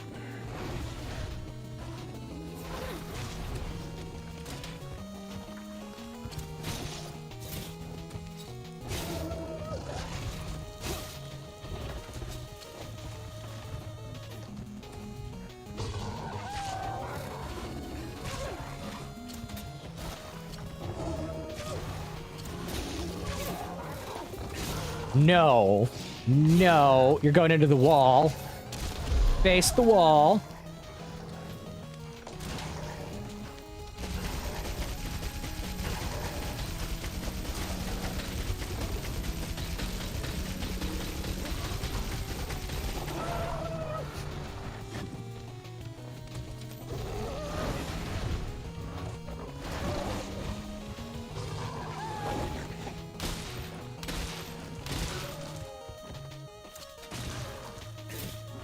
Okay.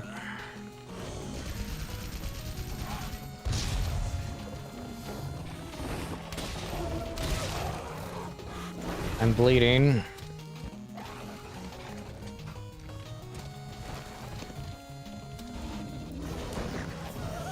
Immunalizer taken.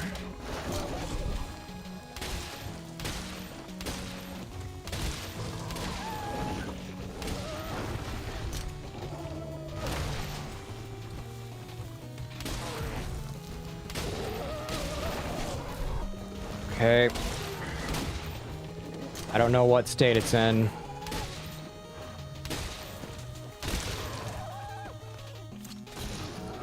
Should almost be dead.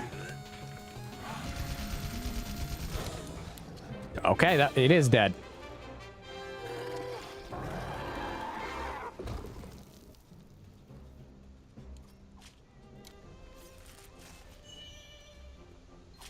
I got the Odo gem.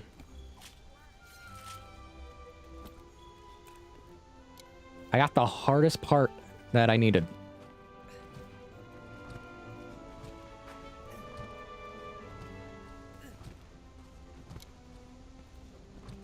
Oh, my throat hurts after that.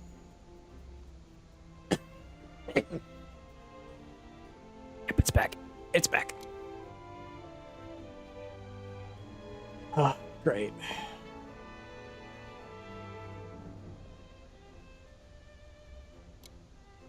Oh, that's uncomfortable.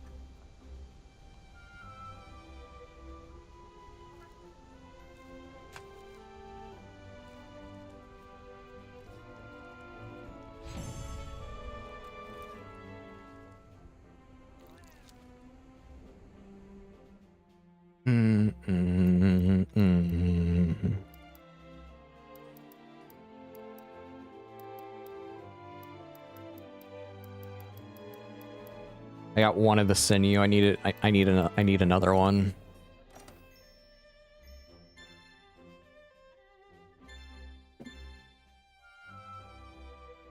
Ah, I got a gold crown. I got a gold crown.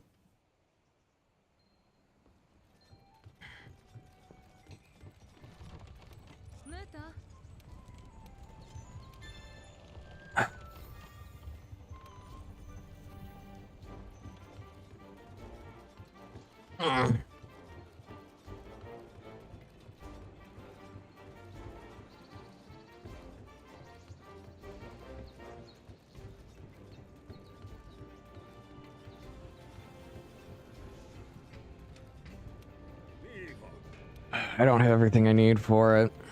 I can at least check.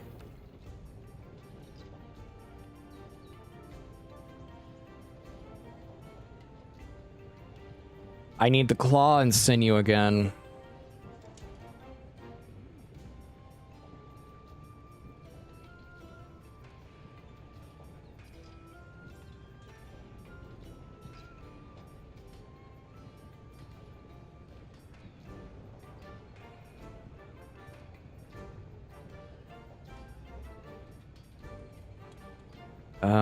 Okay, that's that.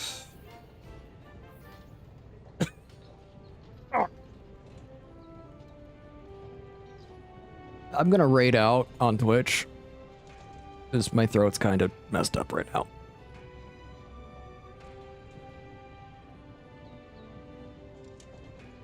Okay. Let's see, who are we gonna raid tonight?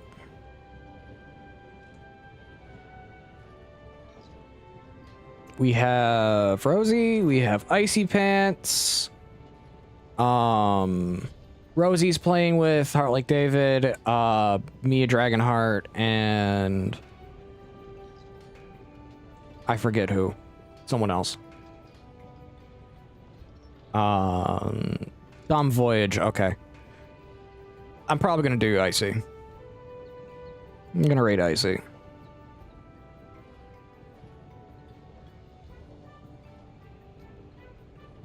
So now with that said, we are going to raid over to Icy and call it a night, because I kind of can't talk anymore. Thank you all for coming. God bless, and be safe.